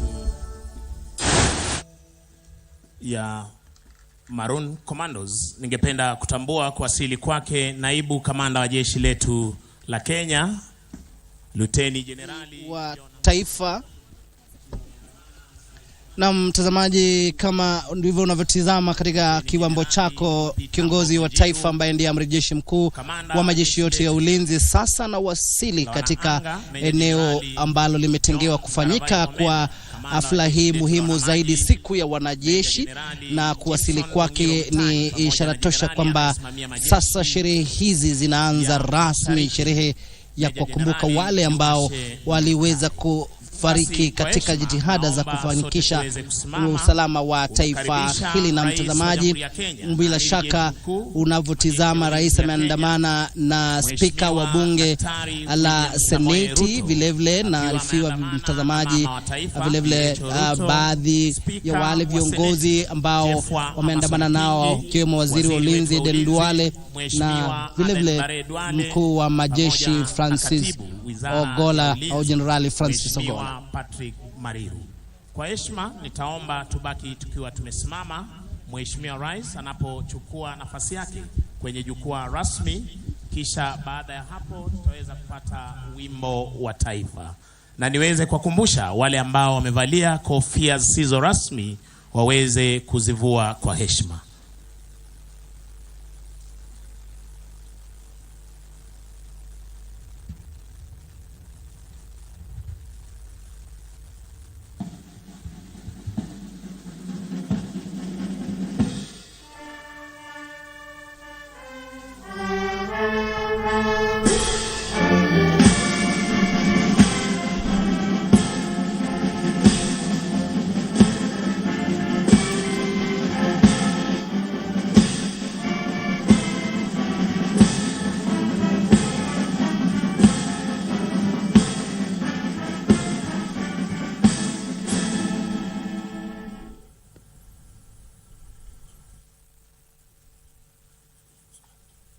Mheshimiwa Rais, tukiwa tunaendelea kusimama vivyo hivyo kwa heshima. Mheshimiwa Rais, nachukua fursa hii kuweza kukaribisha kabisa rasmi katika uwanja huu Mheshimiwa Rais, wageni waalikwa, itifaki zote kuzingatiwa, mabibi na mabwana, karibuni na karibuni tena katika uga huu wa Embakasi Garrison, leo ikiwa ndio siku rasmi kabisa iliyotengwa kwa minajili ya sherehe ya majeshi ya ulinzi mwaka huu 2023. Mheshimiwa Rais, ili siku hii iwe ni yenye mafanikio makubwa na tuweze kufanya mafanisi na ufanisi unaozidi nguvu zetu, tunaweza kwa hivi sasa tunaomba kwa heshima tukaweze kumwalika Luteni Kanali Senior Imam Ibrahim Abdinur akaweze kutuweka kwenye hali ya maombi. Tuvue kofia zetu kwa shughuli hiyo.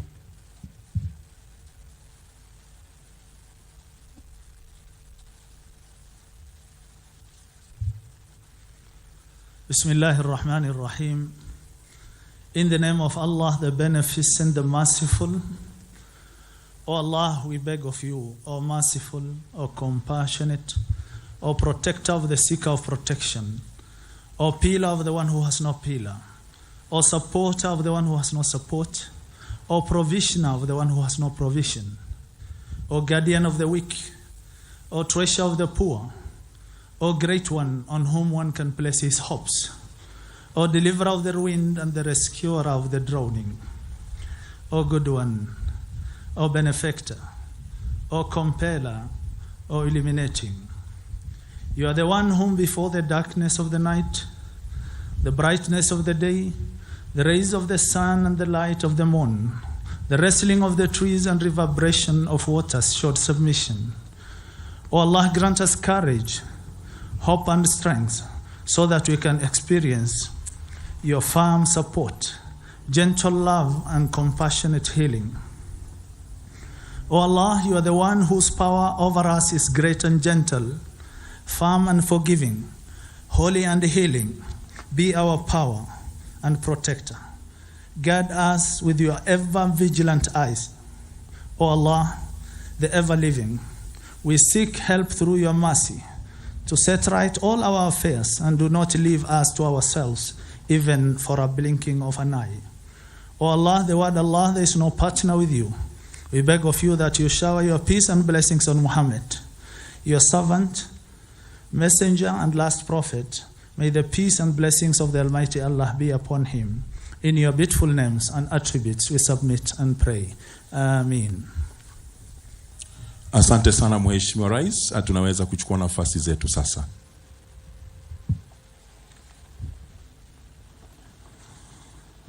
Mheshimiwa Rais, siku hii ya majeshi ya ulinzi huwa inatuletea kumbukumbu nyingi za furaha na hasa ushindi ambao tumekuwa nao dhidi ya maadui wa taifa hili. Lakini wakati mwingine pia huwa tunakuwa na majonzi tunapowakumbuka wale wenzetu ambao walilipia gharama ya juu zaidi hata kupoteza maisha yao. Kinachotupa moyo ni kwamba gharama hii ya juu imetuwezesha kuweza kuandikisha ushindi mkubwa dhidi tunapoendelea na kazi zetu za kulinda taifa hili chini ya kauli mbiu kikosi kimoja dhamira moja, kuimarisha usalama wa kitaifa na wa kikanda. One force, one mission, enhancing national and regional security. Mheshimiwa Rais, nachukua fursa hii sasa kwa heshima kuweza kukujuza yale ambayo yatakayojiri kwa muhtasari tu katika uwanja huu siku ya leo. Tutaanza kwa kipindi cha burudani ambapo makundi mbalimbali yataweza kujiunga nasi na yatajulishwa kwetu yanapokuja. Kisha baadaye tutakuwa na kipindi cha hotuba ambapo ndani mwa kipindi hicho tutakuwa na sehemu ya zawadi na tunu. Atakayetuongoza na kutuelekeza katika kipindi hicho si mwingine bali ni mkuu wa majeshi ya ulinzi ya Kenya, Generali Francis Ogola. Punde tu tutakapomaliza kipindi hicho kwa kilele cha hotuba ya mgeni wetu wa heshima, tutaingia kwa sherehe za machweo ya jua. Kisha baadaye Mheshimiwa Rais ataweza kujiunga nasi katika sehemu ya upanzi wa miti. Atapanda mti wa kumbukumbu. Kisha baada ya hapo tutaweza kuwa na kipindi cha picha za makundi ambapo picha hizo zitakuwa ni za kumbukumbu kwa makundi yafuatayo: Ya kwanza kabisa itakuwa ni ya serving generals, ya pili itakuwa ni ya retired generals, ya pili itakuwa ni DFSM and service sergeant majors na retired warrant officers. Kisha baadaye tutakuwa na sehemu ya MWAC officials na selected family representatives. Kisha mwisho kabisa tutakuwa na sehemu na picha ya mwisho ya wale ambao ni the Embakasi Garrison Formation Commanders na commanding officers. Kwa muhtasari, Mheshimiwa Rais, hivyo na hayo ndio atakayojiri katika uwanja huu, na kwa hivyo bila la ziada, moja kwa moja tunaingia kwa kipindi cha burudani.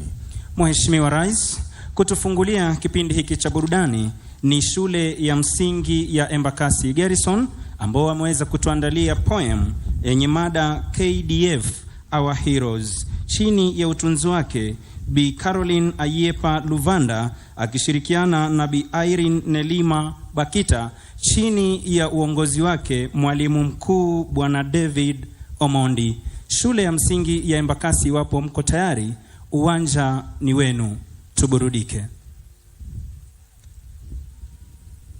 Embakasi Garrison presents Kenya Defence Forces, our heroes.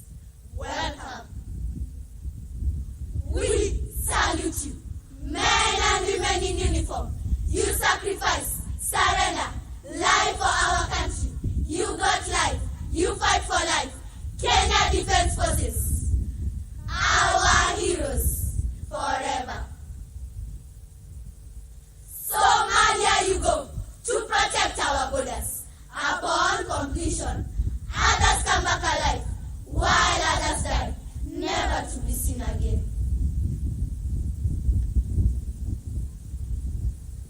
Kenya Defence Forces, our heroes forever.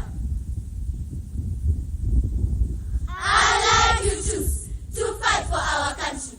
Brave and fearless soldiers we have. You protect and shield us from terrorism and Al-Shabaab.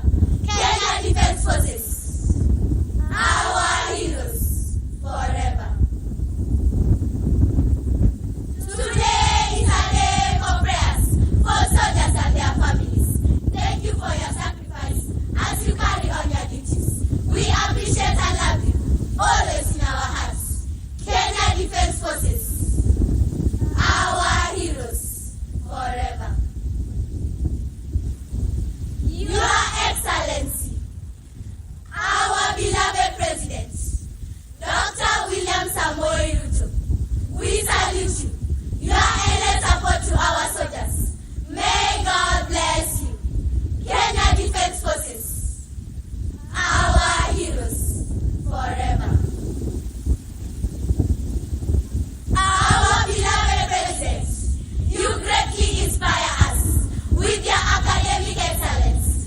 Just for the kind request, we would love to traverse our lovely motherland to see for ourselves the many good things our teachers teach us about, experience what we learn about in class, and so allow us to express our special gratitude to you, our Father, for the brand new mega school bus that is on the way, emblazoned with the ones, Embakasi Garrison Primary School of Excellence. And yes, through hard work, one day, God willing, we shall be like you.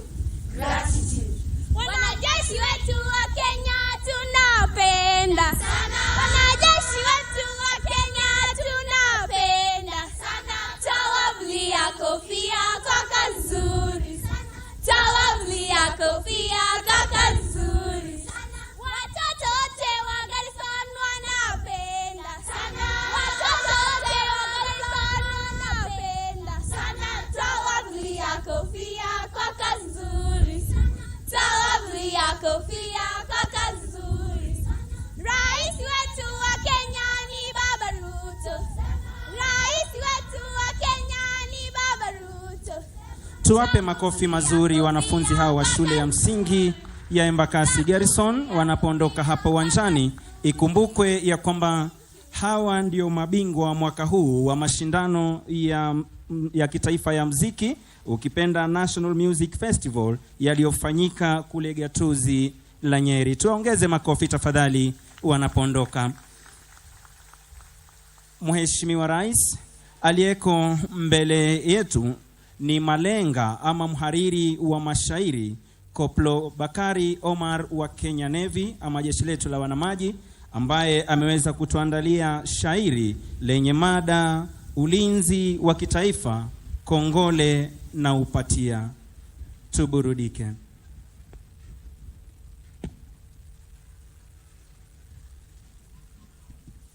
Naanza kwa lake jina Mungu wetu Rahmani, alotugea uzima wa kuwepo duniani. Hotuba leo nasoma jeshi kuliamini, ulinzi wa kitaifa, kongole na upatia, na uvaa uzalendo kwenye haki kusimama. Nilo nao ni upendo kwa walinda usalama, kwani leo ni uhondo Kenya hakuna lawama. Ulinzi wa kitaifa, kongole na upatia, jeshi la ardhini mipakani imesimama. Hakika wako makini, adui hapati mwanya, wameilinda ramani la muhadi Turukana, wakailinda ramani la muhadi Turukana. Ulinzi wa kitaifa, kongole na upatia,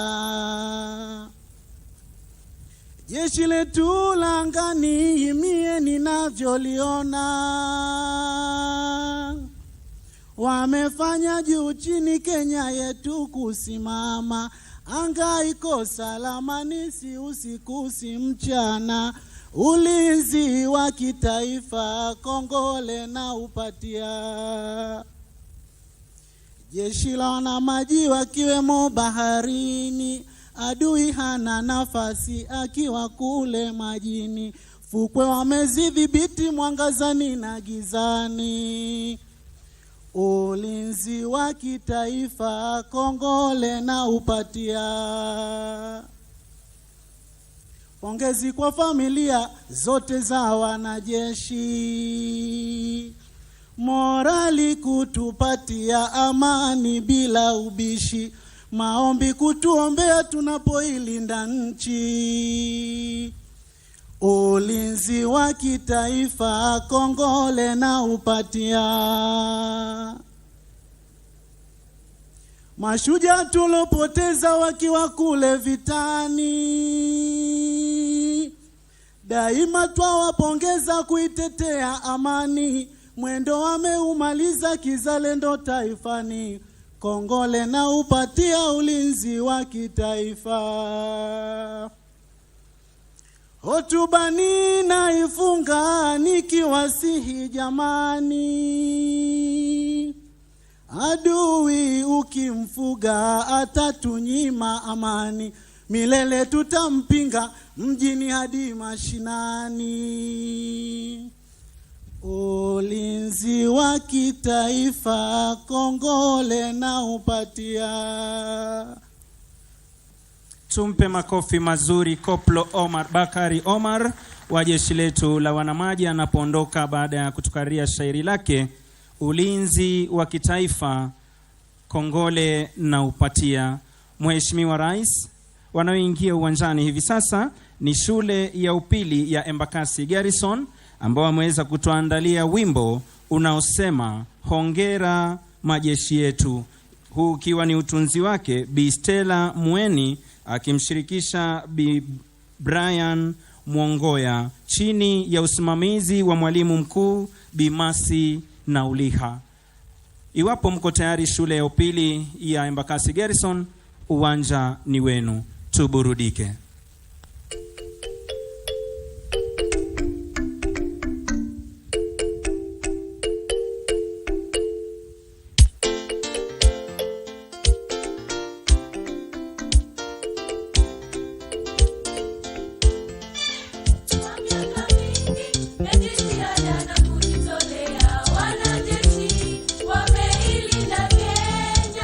Upendo, amani, medumu kweli nchini kwetu.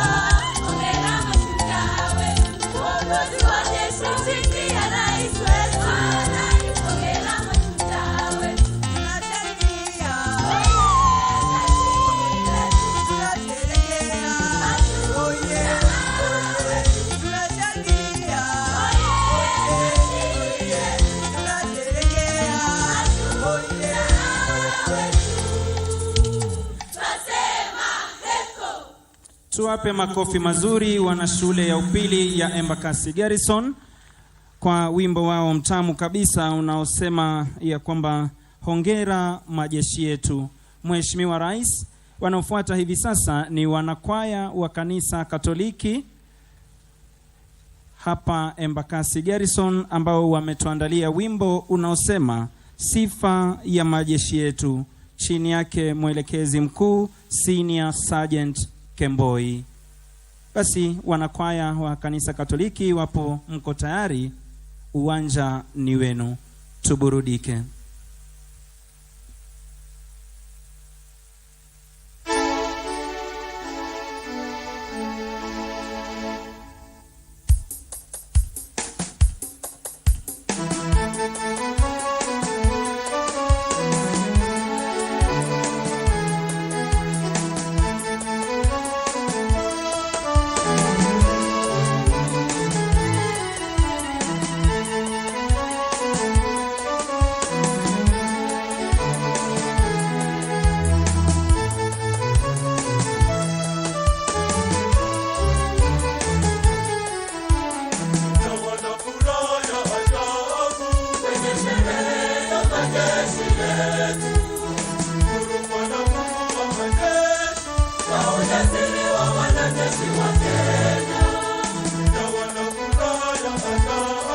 Kwenye sherehe ya majeshi yetu.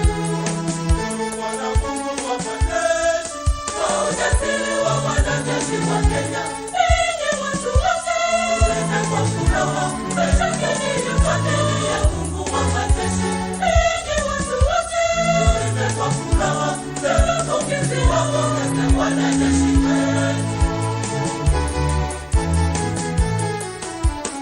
Kama wataifa la Kenya, ina jukumu la majeshi yetu. Ongozwa na amiri jeshi mkuu, jukumu hilo linatekelezwa vyema. Ina jukumu la majeshi yetu. Ongozwa na amiri jeshi mkuu, jukumu hilo linatekelezwa vyema. Ninyi watu wote, tuimbe kwa furaha, tushangilie fadhili ya Mungu wa majeshi. Ninyi watu wote, tuimbe kwa furaha, tunapokezi wapongeze wanajeshi wetu. Mamilioni ya Wakenya ninaamini Bwana Mungu, asubuhi, mchana na usiku, anatulinda kwa njia ya ajabu. Mamilioni ya Wakenya ninaamini Bwana Mungu, asubuhi, mchana na usiku, anatulinda kwa njia ya ajabu. Enyi watu wote, tuimbe kwa furaha, tushangilie fadhili ya Mungu wa majeshi. Enyi watu wote, tuimbe kwa furaha, tuwapongeze wanajeshi wetu. Asante Mungu, asante. Asante Mungu, asante. Asante Mungu, asante. Asante Mungu, asante. Kwa baraka, asante Mungu, asante. Asante Mungu, asante. Wallahi, asante Mungu, asante. Asante Mungu, asante. Baba, asante kwa wema wako. Asante Mungu,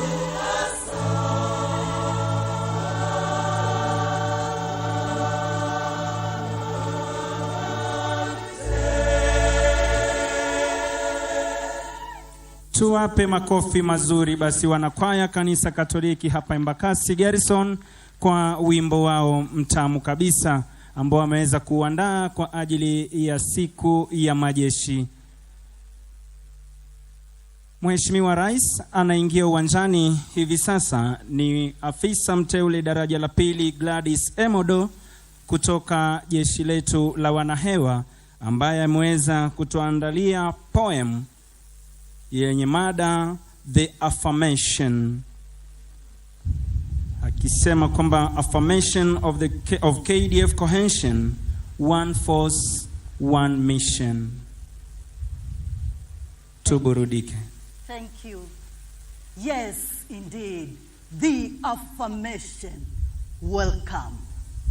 Kenya Defense Forces, may your womb increase. Walking through Embakasi Garrison, I picked a red rose, inscripted, one force, one mission. With my heart never weary to be part of this highly decorated force, with a unmatched sense of belonging that pulls us all towards one mission. It has to start correct, right from our training when we are calling out the time. Left, right, 1, 2. We leave no one behind in whichever state, shape, or form. That is whom we are. Today is such a great day. This day, more than a decade ago, when September slipped into October, this one-of-a-kind day was birthed. This day is not about our suffering. That would be boring. That would be tedious. It is about our cohesiveness. It's about our connectedness. It's about our teamwork. It's about our tenacity. It's about our collective responsibility that pulls us all towards one common goal of one force, one mission in enhancing national and regional security. Our milestones, our celebrations could be different, but our mission will always remain the same. Evidence in song and dance. I want it sung out high with voices that scarcely speak. Hii jeshi mambo yetu, vitendo vyetu, sawa sawa, kazi yetu, sawa sawa, bidii yetu, sawa sawa, nidhamu yetu, sawa sawa, morali yetu, sawa sawa. Yes, indeed. Teamwork makes the dream work with one holistic and integral mission of more of we, less of me. Overcoming obstacles together towards the safety and security of our nation at the battlefront. Health and happiness of our families at the home front. When we work together, great things happen. You cover my back, I cover your back. You succeed, I succeed. We succeed. Our operations revolve around great teamwork. We rely on that man or woman on our left, that man or woman on our left to get things done. For me, honestly, it's the brotherhood, it's the pure camaraderie that is deeply embedded in our military DNA. If you know, you know. The value of a soldier, the value of a soldier can never be overemphasized. Having a great team that is motivated, that is psyched up, that is courageous, is a success to a resilient force. Thank you all for tuning in into this episode of One Force, One Mission. Happy KDF Day. Thank you. Tumuongeze makofi Warrant Officer 2 Gladys Emodo kwa poemu hiyo maridadi kabisa ambayo ameweza kuiandaa kwa ajili ya siku ya leo. Uwanjani hivi sasa Mheshimiwa Rais ni wasanii toka kwa jeshi letu la nchi kavu, Koplo Maganga akimshirikisha Private Momanyi ambao ameweza kutuandalia wimbo wa kutukumbusha sisi wanajeshi kwamba taifa letu la Kenya ni muhimu kushinda mtu binafsi, na wakati mwingi wakiwa kwenye shughuli zao za operesheni mbalimbali huweza kuimba wimbo huu ili kujikumbusha majukumu walionayo dhidi ya ulinzi wa taifa na shughuli nyingine mbalimbali. Tuburudike. Kenya, hey, Kenya. One force. Kenya, hey. One mission. Kenya. One force. One force. Kenya. One mission. Kenya. One force. Kenya. One mission. One force. One mission. One force. One mission. One force. One mission. One force. One mission. Nchi yetu Kenya, taifa tukufu, mama dhabiti, Kenya yetu. Kenya, hey. One force. Kenya. One mission. Kenya, hey. One force. Kenya. One mission. Nchi yetu Kenya, taifa tukufu, mama dhabiti, Kenya yetu.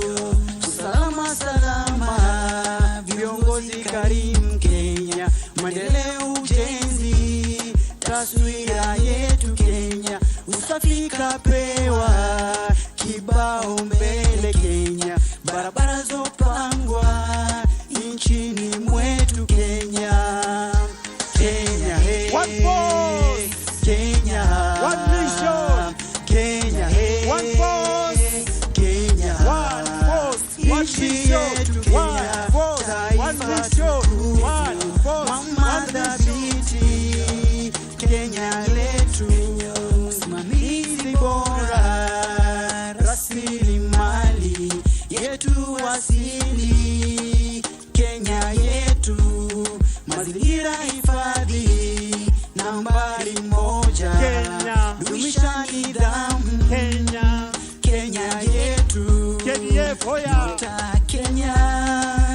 nyota Kenya, angaza kote, Kenya yetu, Kenya yetu. One force, one mission. One force, one mission. Kenya, Kenya, Kenya, hey. Kenya, one mission. Kenya, hey. One force, Kenya, one force, one mission. Kenya, taifa tukufu, Kenya, mama dhabiti, Kenya yetu, Kenya, lengo letu, elimu bora, mafunzo mazuri, shule zetu, kufika kiwango, nchi yetu, kimataifa, ruwaza yetu, zetu sera, usawa kwa wote, kufanya kazi kwa pamoja, sera zetu, uaminifu na ukweli, nchi yetu, Kenya, hey. one force, Kenya, one mission, Kenya, hey. one force, Kenya, one mission, one nchi yetu, one Kenya, mission, one taifa force, tukufu, one mission, mama one force, dhabiti, one mission, Kenya one yetu, force, one mission. Yeah. Tenga, One force, one mission. tenga, tenga, Kenya nchi yetu, One force, one mission. One force, one mission. One force, one mission. One force, one mission. One force, one mission.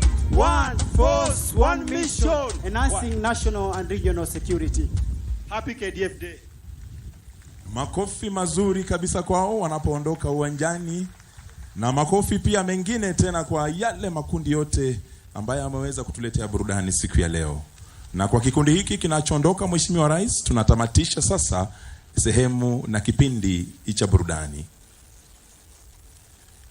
Tunaulizwa kwa heshima sasa tukaweze kuchukua nafasi zetu na kutulia baada ya kupata burudani safi kabisa, ili tukaweze kukipa kipindi hiki kinachofuata, kipindi ambacho ni cha hotuba na kipindi pia cha zawadi na tunu, heshima inayostahili. Asanteni sana. Ni heshima yangu sasa kuweza kumwalika atakaye tuongoza na kutuelekeza katika kipindi hiki, ambaye si mwingine bali ni mkuu wa majeshi ya ulinzi ya Kenya, Francis Ogola, CDF sir.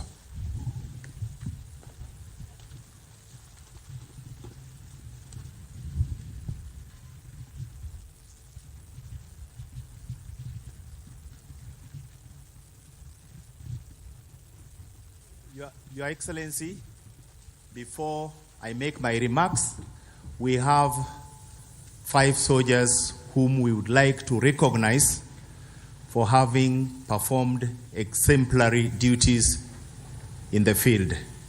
I request the officer who is reading their citations to read as I escort His Excellency to award the officers their certificates.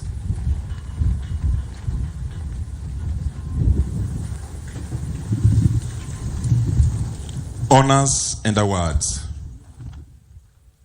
80720 Corporal Ahmed Shire, 10 Engineers Battalion, Kenya Army.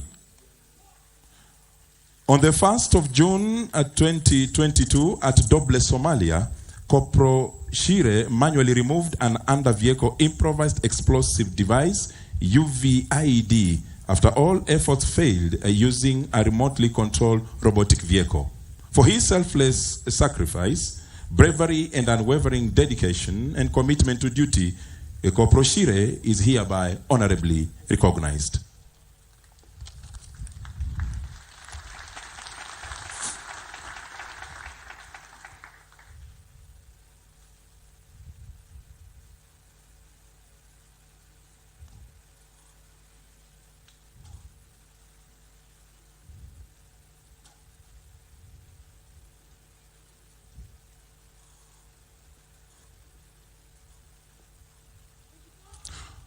150875, a Trooper Laban Chirchir, a 30 SF Kenya Army. On the 18th of May 2021, as part of number 1 troop of Esquadron, a 30 Special Forces Regiment, while deployed in Operation Amani Boni, a Trooper Chirchir stabilized 2 casualties injured in an ambush and sustained them for over 6 hours before the casualties were evacuated.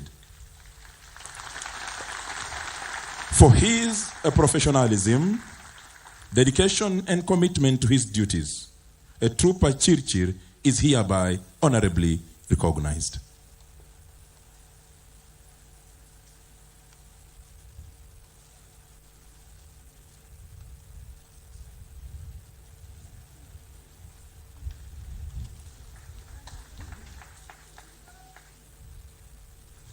One 53380, a Private John Kimodo Wanjiru, 60 Army Special Battalion, Kenya Army. On the 17th of May 2021, a Private Wanjiru helped evacuate a wounded Special Operations Ghana group by dragging him out of contact. As a result of the enemy action, he was also cut off from his team and managed to survive for 5 consecutive days while navigating through the densely vegetated Boni forest with a casualty.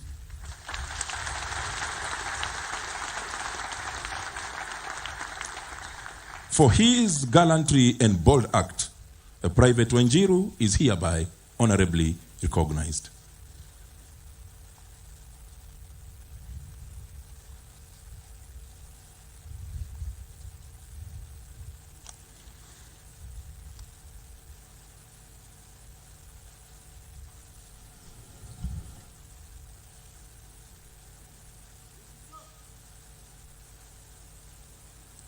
One 5390, Senior Sergeant Ibrahim Mohammed Babuya, Kenya Air Force.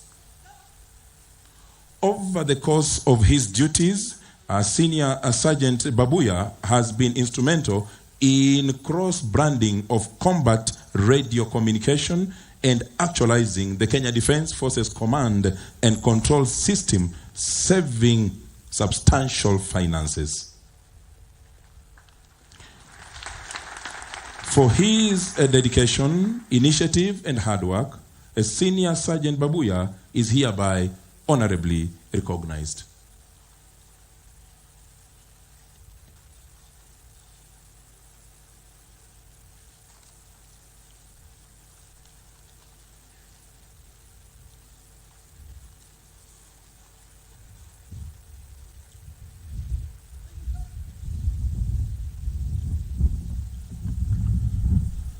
Three, 4, 8, 9, 8, Sergeant Alois Otieno Migai, Tech Electrical, Kenya Navy, Mtongwe.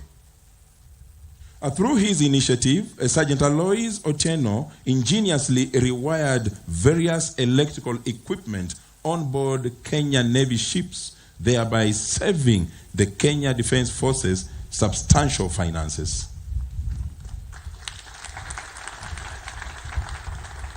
For his resourcefulness and commitment, Sergeant Alois Migai is hereby honorably recognized.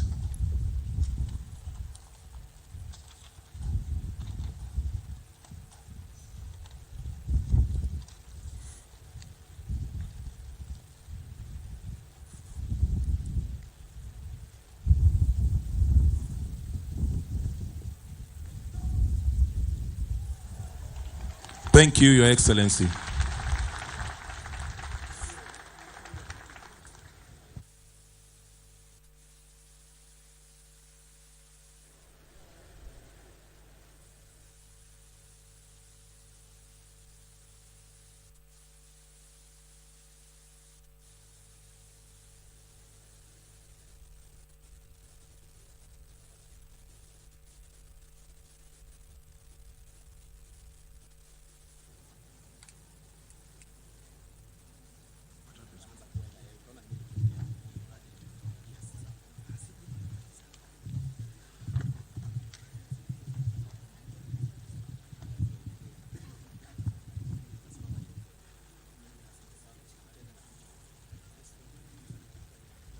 Your Excellency, the President and the Commander-in-Chief of the Kenya Defence Forces,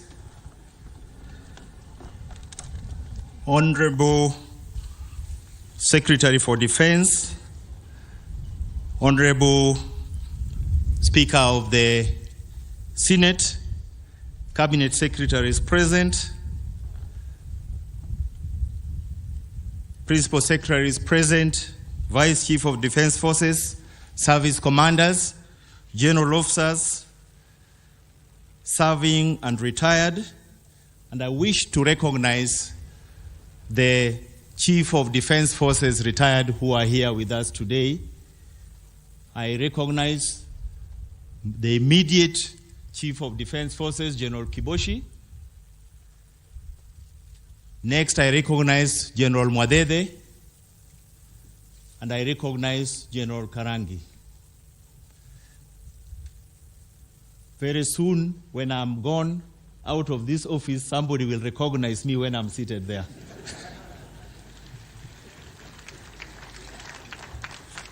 Senior officers, fellow officers, Defence Forces Sergeant Majors, my fellow soldiers, ladies and gentlemen.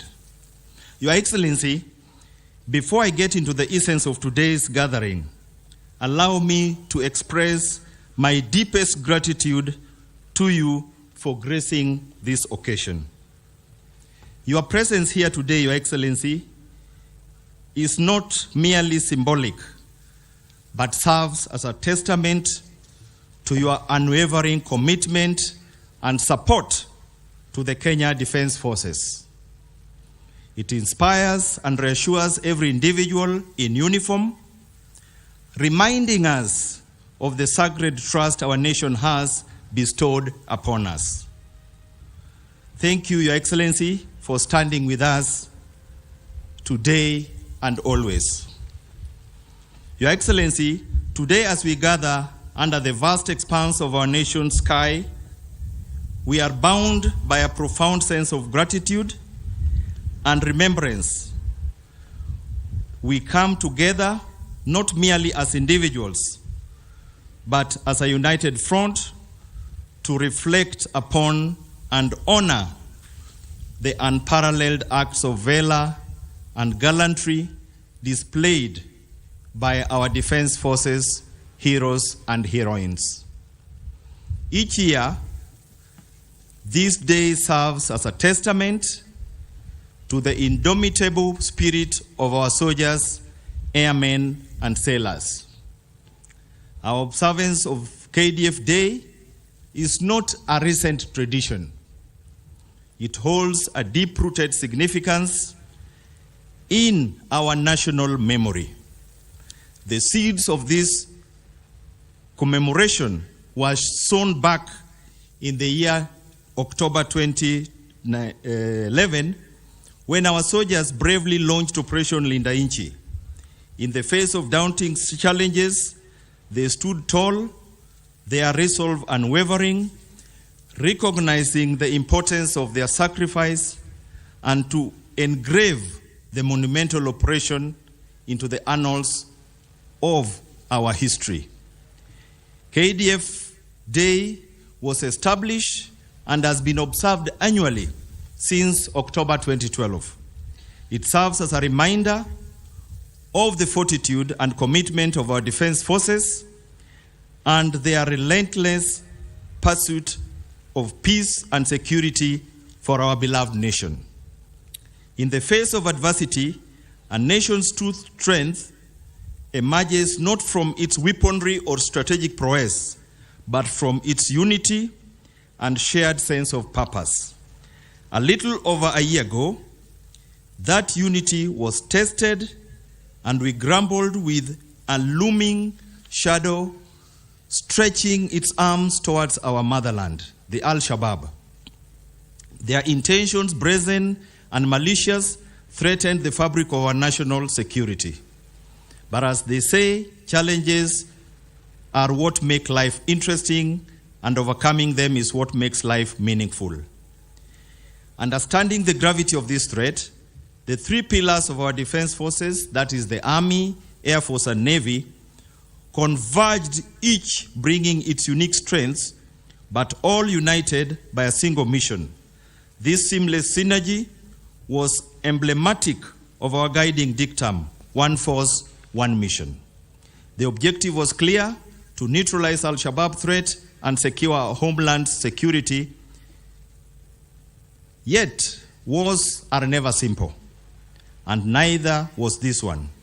The journey was difficult and fraught with challenges. Our meticulous planning was met with unpredictability. Our determination with resistance, but in every challenge, we found opportunity, in every setback, a lesson, and in every victory, renewed hope. Yet, it is essential to remember that these victories often come at a cost. Like in all wars, there were heroes who faced the dusk so that the nation could see another dawn. Their sacrifices are engraved not just on memorials, but in our hearts and the accounts of our nation's history. These brave souls, our fallen heroes, made the ultimate sacrifice, embodying the essence of service before self. Today, as we stand in reflection and gratitude, we honor them, our guiding stars in the vast skies, reminding us of our purpose and cost of freedom. Every corner of the world resonates with stories of heroism, tales of bravery, and sagas of sacrifice. At the heart of these narratives lies the military service, a call that beckons individuals not just to be soldiers in uniform, but to be guardians of a nation's dreams and aspirations. Responding to this call is not a mere act of enlisting, but an embodiment of ideals that few can truly comprehend. It is a commitment to sacrifice, a promise of self-denial, and an unwavering display of patriotism. The very essence of military service is bound in the promise to stand as the bulwark against tempest that threatens our homeland, come what may. Kenya, with its vibrant history and dynamic future, has been nurtured by its sons and daughters who have understood this call and have chosen to stand between their peaceful homeland and the perils that lay beyond their borders. Our mission as the Kenya Defence Forces is unequivocally clear. We stand as the guardians of our nation's sovereignty and the territorial integrity, ensuring that every inch of our sacred land remains untouched, unharmed, and unyielding to threats. As we navigate this complex tapestry of global geopolitics and an ever-evolving security landscape, our commitment remains unshaken. We evolve, we adapt, but our core objective remains unchanged. Our eyes and ears are forever scanning the horizons, ensuring that our strategies and capabilities are not just responsive, but proactive to any challenges to our national sovereignty. For in the end, our nation's boundaries are not just lines on a map, but a testament of our history, our culture, and our shared destiny. Your Excellencies, ladies and gentlemen, in an era where fog of war grows ever more complex and the theater of conflict becomes increasingly intricate, the bedrock of our esteemed military service remains its commitment to professionalism and ethical conduct. The Kenya Defence Forces, in its pursuit for national security and peace, holds these principles in the highest regard. Our training does not merely prepare us for battle, but instills in us a code that upholds the sanctity of life, the respect of adversaries, and responsibility to protect the innocent. Every operation we embark on, every mission we undertake is executed with laser-focused precision to minimize the touch points of conflict and prevent undue civilian casualties. For in our books, Victory isn't merely overpowering an adversary, but doing it with honor and integrity. But in underlying this professional and ethical commitment is a foundation of underlying dedication.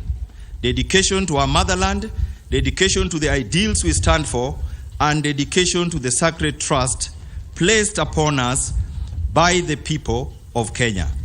Our resolve, particularly when it comes to matters of national security and territorial sanctity, is unwavering.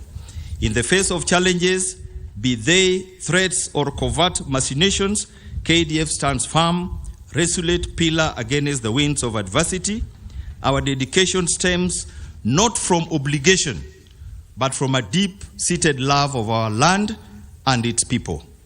It's a promise and an oath taken by every member of the armed forces that we will remain steadfast, guarding the frontiers and ensuring that our nation's flag continues to flutter high, a symbol of our indomitable spirit of peace and national unity. Your Excellency, throughout the records of history, the successes of any institutions, particularly a defense force, are not achieved in isolation.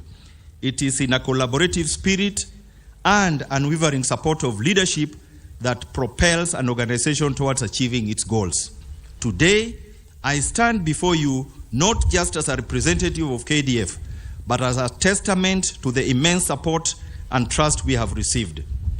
To this, Your Excellencies, the dedicated members of our national government, our heartfelt gratitude knows no bounds. Your steadfast belief in our capabilities, our continued support, and your commitment to our shared vision have been the driving force behind every maneuver, strategy, and victory. With your side, we've scaled heights and surmounted challenges that once seemed unsurmountable. Your Excellencies, ladies and gentlemen, as I draw my reflections to a close today, it is essential to crystallize the ethos that bind every member of the Kenya Defense Forces, from the greenest recruit to the highest ranking officer. There is shared heartbeat, shared rhythm that resonates with the crescendo of one force, one mission. In a world full of complexities where challenges evolve every day, our commitment remains steadfast and singular. Kenya Defense Forces, bound by duty, honor, and love for our motherland, will continue to stand as an unbroken fortress. United in diversity, dedicated in our purpose, we pledge to continue our valiant watch, ensuring the sovereignty and sanctity of our beloved republic and preserved for generations to come. With those many remarks, before I invite Your Excellency, I want to make an apology, Your Excellency. When I was going through the salutations, I discovered I did not recognize Her Excellency, the First Lady. I apologize, Your Excellency. With those few remarks, Your Excellency, before I invite you, I wish to make one small presentation on behalf of the officers and service members of the Kenya Defense Forces.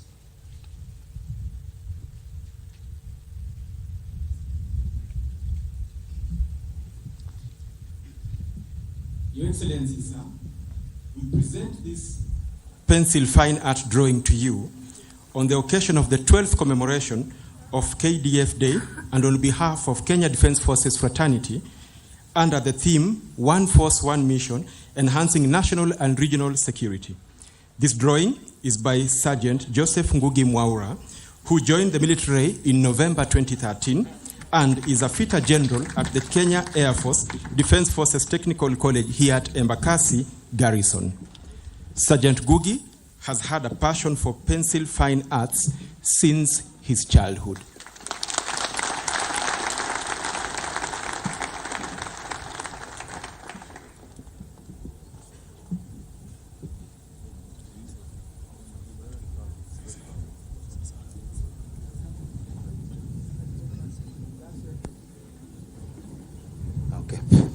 With that, Your Excellency, it is now my honor and privilege on behalf of the officers and service members of the Kenya Defence Forces to invite Your Excellency to speak to your officers and servicemen. Your Excellency, the President. Thank you very much, General, and please let's take our seats.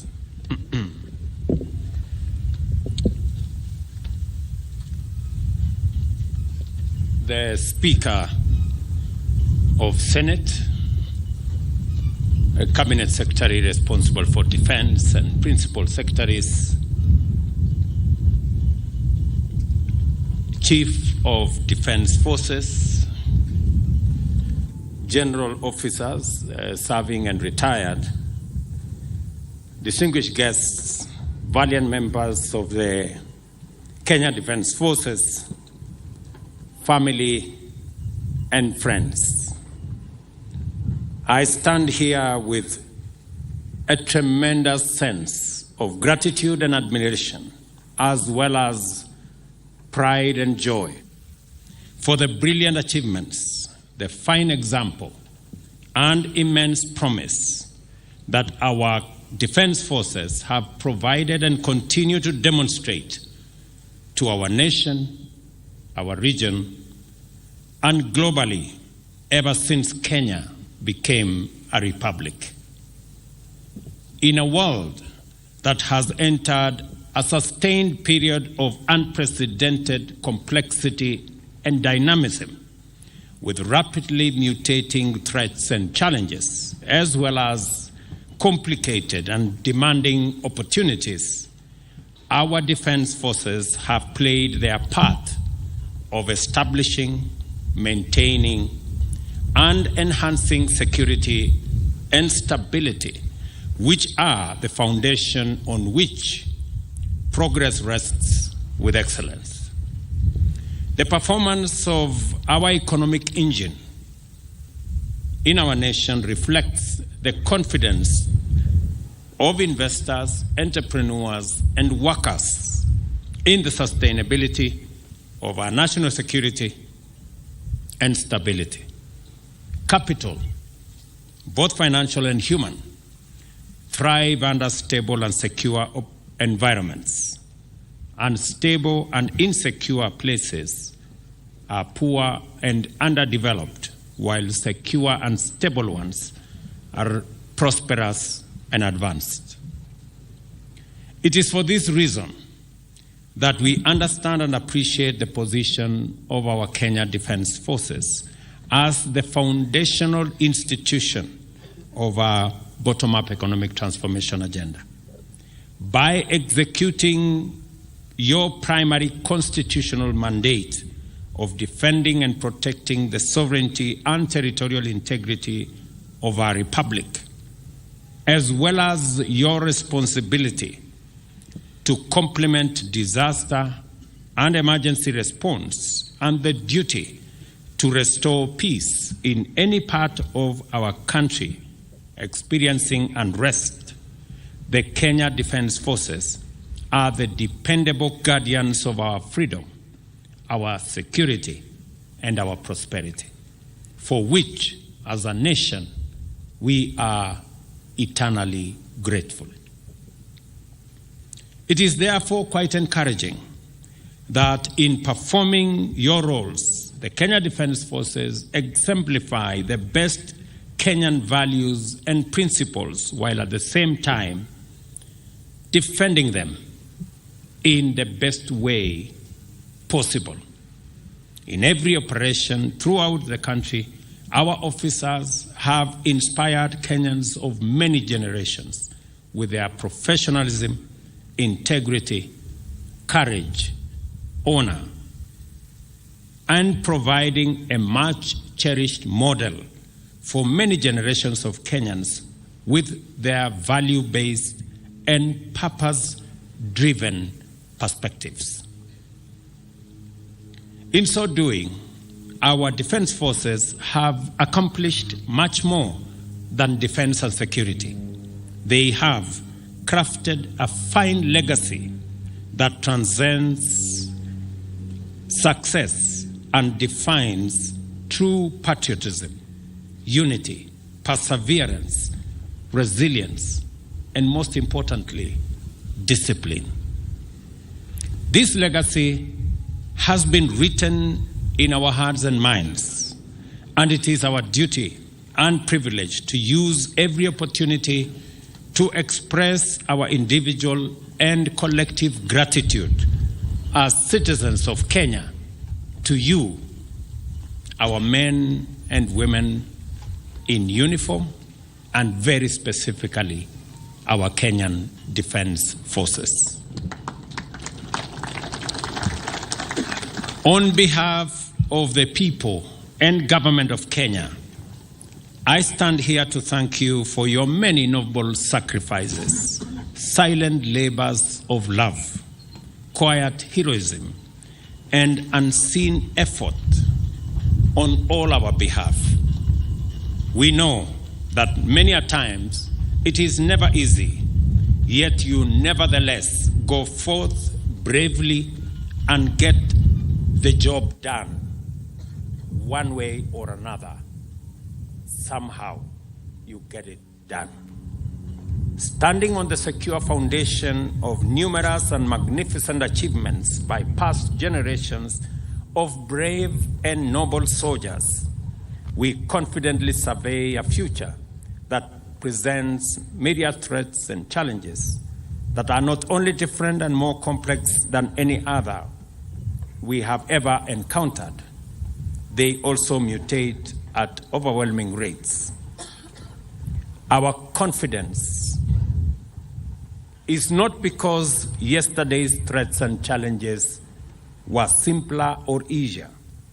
Rather, we are confident because our standards are high and we have been prepared for complexity and difficulty as a matter of principle and are now more prepared than ever before. We witness this as you engage one assignment after another with greater success and professionalism that we have seen and we have experienced. This standard applies consistently across our entire spectrum of services. That is why we are one force, one mission. Kenya is a vibrant, peace-setting nation with an enterprising people whose pioneering spirit frequently takes them across our borders in pursuit of opportunities. We are good neighbors in our region and committed members of the international community. Just as we are committed to regional, Pan-African, and global economic integration, we are also invested in regional, continental, and international peace and security. The realities of the contemporary international environment compel us to take a deep interest in the dynamics of globalization. Consequently, we are increasingly able to see above and beyond our borders with clarity because our many shared interests facilitate alignment of perspectives and define strategic complementarities with those whom we share a common destiny. Our neighborhood's security and stability and development is our security and prosperity. Our continent's peace and growth is our safety and progress. Working together, therefore, is strategic common sense at all levels. Solidarity, goodwill, and good neighborliness are components of the best security strategy. This understanding drives our spirit of peacemaking, peace building, and peacekeeping, and the standards of performance which have earned our defense forces respect locally and abroad. Our involvement in peace initiatives beyond our borders has not only made Kenya a strong diplomatic peace and security brand, they have also enhanced both our capacity and profile while intensifying the momentum of our regional unity and integration efforts. Since attaining independence, Kenya has matured into a modern, thriving, competitive, and diverse economy, chiefly because it is a place of stability, peace, and security, which guarantee an environment for democracy and peace, innovation and enterprise, while attracting investments from both near and far. Our region is a formidable melting pot of opportunity, while our continent is the young green continent of the future. We have a duty to make our contribution to every effort to establish the necessary foundational conditions for industrial takeoff and economic transformation, the most critical of which is security. In that sense, the Kenya Defence Forces are guarantors of a prosperous future of opportunity, unity, and prosperity at home, in our neighborhood, and also abroad. It must continue to undertake and guarantee conflict resolution, knowledge sharing, capacity building, and other joint projects to enable all countries in our region and continent to march forward into an abundant tomorrow with confidence and strength. The achievements we are celebrating today have by no means been achieved with ease. This commanding vantage from which we project the inspiring prospects of an abundant future was reached through honest labor, difficult progress, and patient struggle. The path to the present moment is paved with heroic sacrifices of the most selfless order. Let us all, therefore, remember those who have fallen in the line of duty and honor the ultimate sacrifice they have made in the cause of humanity, solidarity, national sovereignty, peace, and security. We must, and let me say again, we must never take it for granted.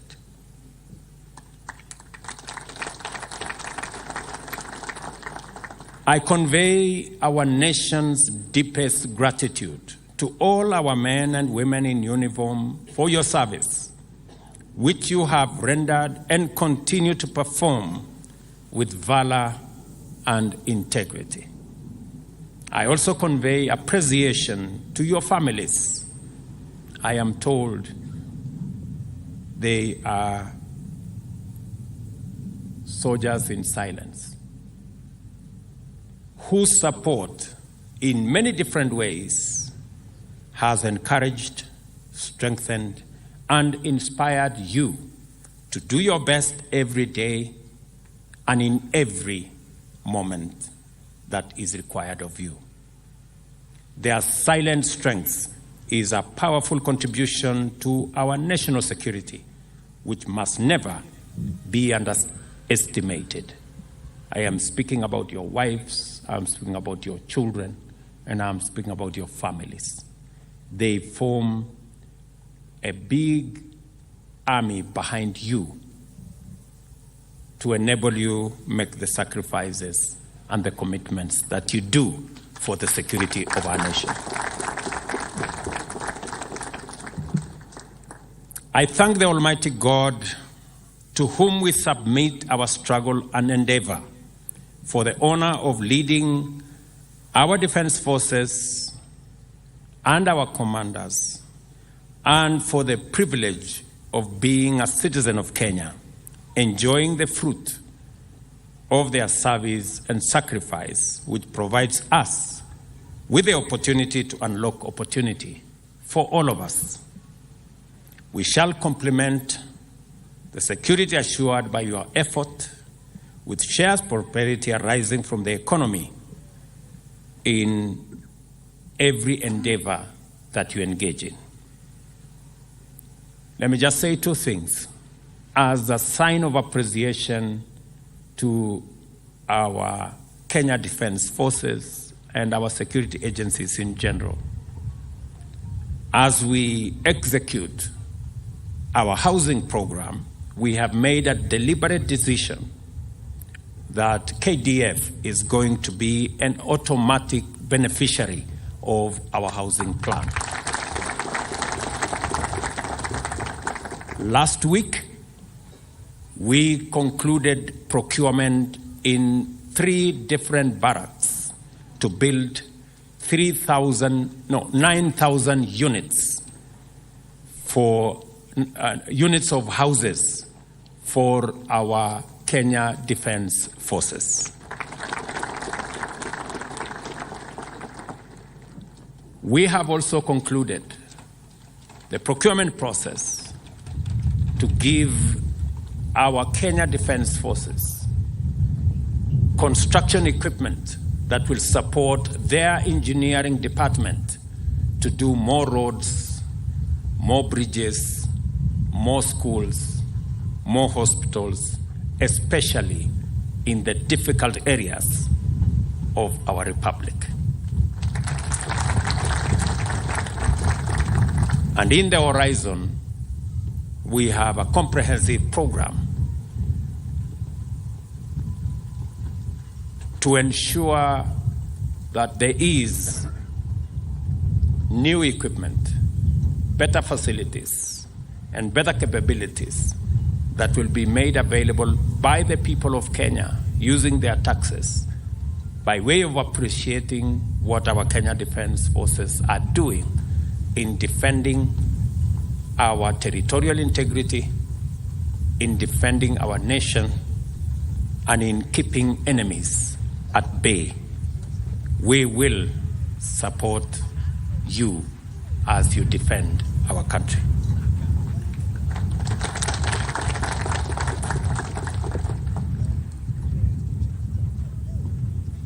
Let us therefore stand together and stride into the future with the confidence that we reinforce each other to do the best and take Kenya forwards.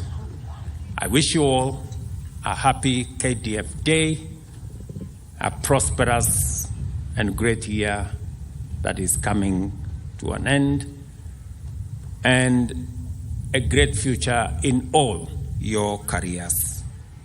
Thank you very much. God bless you, and God bless our great country, Kenya. Asanteni sana. Basi niombe Mheshimiwa Rais tuweze kuketi kwa ruhusa yako tunaposubiri gwaride ama sherehe za machweo ya jua. Senior Drum Major, iwapo uko tayari, tafadhali uwanja ni wako.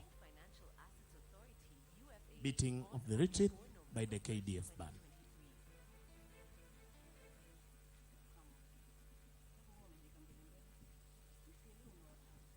Mheshimiwa Rais, hii leo utaweza kutazama kwamba bendi hizi zinaongozwa na kinadada kuanzia kwa mkurugenzi wa muziki, mwelekezi mkuu na waelekezi watatu. Tangia bendi hizi ziweze kuanza, hazijaweza kuongozwa jinsi zitakavyokuwa zinatuletea sherehe za machweo ya jua siku ya leo. Hii ni historia ya kipekee.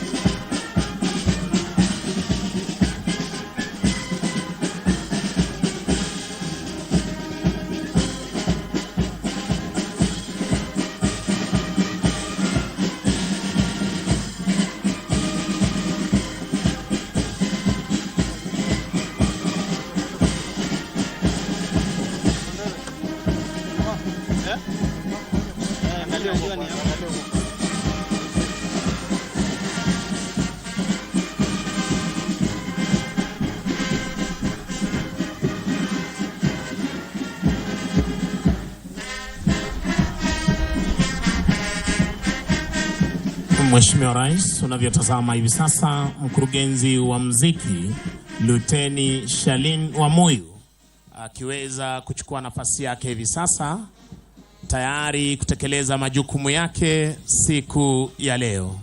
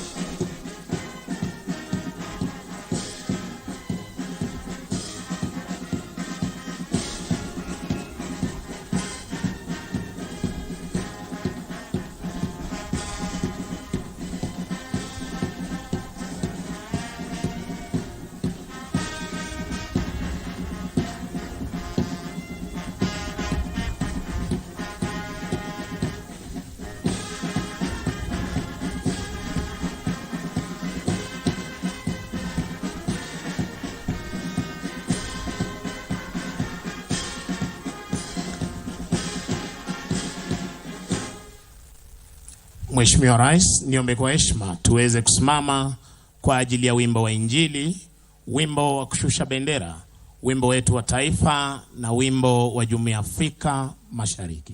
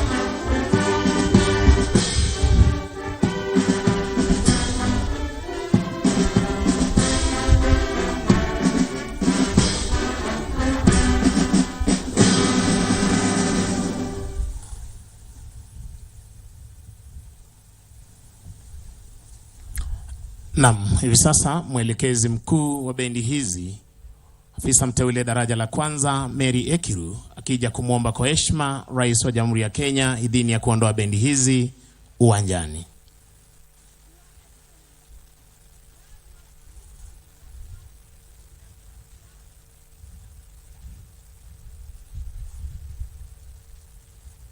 Asanteni, kwa heshima tunaweza kuketi tafadhali.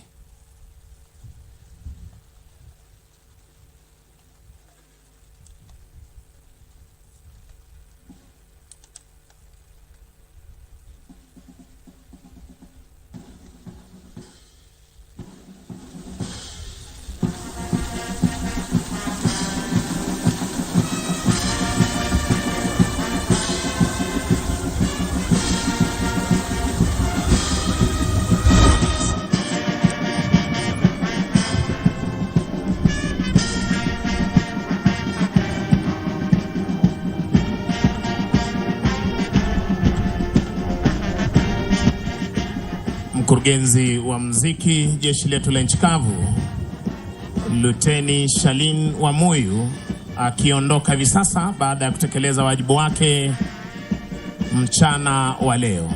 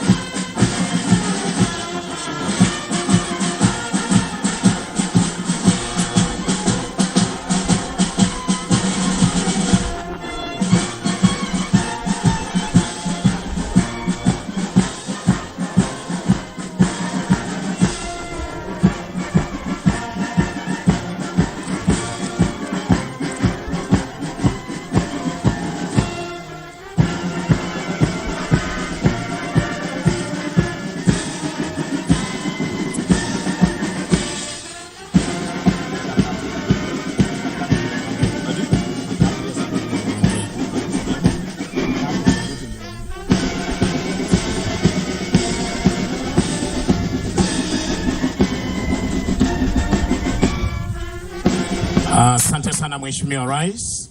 Niombe wengine tuketi tafadhali, Mheshimiwa Rais anapoondoka na mwenzangu aweze kutuletea itifaki ya kufumukana mahali hapa. Na asante sana. Mheshimiwa Rais anapoondoka sasa, ratiba yetu ni kwamba anaenda kwenye upanzi wa miti, na punde tu atakapopanda mti huo kutakuwa na kipindi kifupi cha picha za kumbukumbu. Na kwa hivyo nachukua nafasi hii kwa heshima kuweza kuwauliza na kuwakumbusheni kuhusu upanzi huo wa miti. Kisha baadaye kwenye picha ya kumbukumbu wafuatao kwa heshima tukaweze kujiunga na Mheshimiwa Rais kwa picha hiyo. Picha ya kwanza itakuwa ni ya serving generals, picha ya pili retired generals, picha ya tatu defense sergeant major na service sergeant majors pamoja na retired warrant officers. Kisha picha 4 itakuwa ni mock officials na zile familia ambao walikwisha fahamishwa. Kisha mwisho kabisa itakuwa ni Embakasi Garrison Formation Commanders na wale ambao ni commanding officers ambao wamekwisha fahamishwa pia. Kwa hivyo naomba kwa heshima wale ambao wako katika msururu huo wa picha wakaweze kuelekea, ili punde tu Mheshimiwa Rais atakapoingia katika sehemu hiyo atupate sisi tuko tayari kabisa. Nachukua fursa hii kuwashukuru sana kwa kuwa watulivu na kujiunga nasi katika sherehe za siku ya leo. Kwa hivyo bila la ziada kwa hivi sasa, naomba kwamba tutulie mahali tuliko. Kenya Defence Forces Day inasherehekea katika hali mbalimbali, na mojawapo ni kwamba tumewaandalia mamkuli na sehemu zimepangwa tofauti. Kwa hivyo mtaelekezwa. Naomba tutulie mahali tulipo. Na bila la ziada kwa hivi sasa, nachukua fursa hii kuwashukuru tena na kuwaombea baraka zake Mwenyezi Mungu tutakakoelekea tuwe salama. Asanteni kwa kujiunga nasi na happy KDF Day. Kwa majina naitwa Major Justin Pamba kutoka kwa kikosi cha mabohari au kipenda the Kenya Army Ordnance Corps. Asanteni sana, baraka zake Mwenyezi Mungu. Barabara kabisa, mpenzi mtazamaji. Waswahili wanasema kwamba kilicho na mwanzo daima dawama, kikosi kuwa na mwisho, na hapo ndipo tamati ya sherehe muhimu siku ya wanajeshi ukipenda KDF Day, ambaye imeongozwa na kiongozi wa taifa Rais William Samoei Ruto, ambaye ndiye amiri jeshi mkuu wa majeshi yote ya ulinzi. Rais amezungumzia masuala kadha wa kadha, ikiwemo swala zima la kuimarisha ile mpango wake wa nyumba za gharama nafuu, na amedokeza kwamba atahakikisha kwamba takriban nyumba 9,000 zimeweza kujengewa maafisa wa vikosi vya ulinzi katika jitihada za kuhakikisha kwamba wanaishi katika mandhari nzuri ambayo yanavutia na masuala kama hayo. Na vile vile amesema kwamba uagizaji wa vifaa muhimu vimeweza kufanywa ili kufanikisha swala hilo, na bila shaka rais ametamatisha zoezi hili na ameelekea katika zoezi la upanzi wa miti, na vile vile atakuwa anapiga picha za kumbukizi na wale maafisa wakuu katika ngazi ya juu katika vikosi vya ulinzi, akiwemo waziri wa ulinzi Eden Duale, akiwemo mkuu wa majeshi ambaye bila shaka ni Francis Omondi Ogola, akiwemo vile vile speaker wa bunge la seneti Amason King, miongoni mwa viongozi wakuu katika ngazi za juu katika vikosi vya ulinzi. Bila shaka siku hii ni muhimu, manake usherekeo kuweza kuwakumbuka wale ambao wamejitoa muhanga au walifariki wakati wa jitihada zao za kulinda mipaka, na rais amewavulia kofia wale wote ambao waliweza kujikakamua kuweza kufanikisha ulinzi wa mipaka ya taifa hili, iwe ardhini, angani na majini, ikijumuisha vikosi vyote vya ulinzi, jeshi la wanahewa, jeshi la nchi kavu na jeshi la wanamaji. Na hivyo mtazamaji, kufikia hapo hatuna la ziada ila kusema shukrani za dhati kwa kuweza kutizama runinga hii ya KBC Channel 1, runinga yenye ushawishi mkubwa tangia tukuletea matangazo haya Kenya kutoka kambi ya kijeshi ya Embakasi Garrison. Kwa niaba ya kikosi kizima ambacho kimeweza kufanikisha matangazo haya mbashara kutoka Embakasi Garrison, akiwemo mwelekezi mkuu Jacqueline Wasolo, wapiga picha, hali kadhalika mwanahabari mwenza Yusufara, mimi naitwa Timothy Kipnusu nikikuelekeza kwenye makao makuu ya shirika la utangazaji nchini KBC uweze kupokea taarifa za lunchtime news na mwanahabari mwenza Dorin Arange.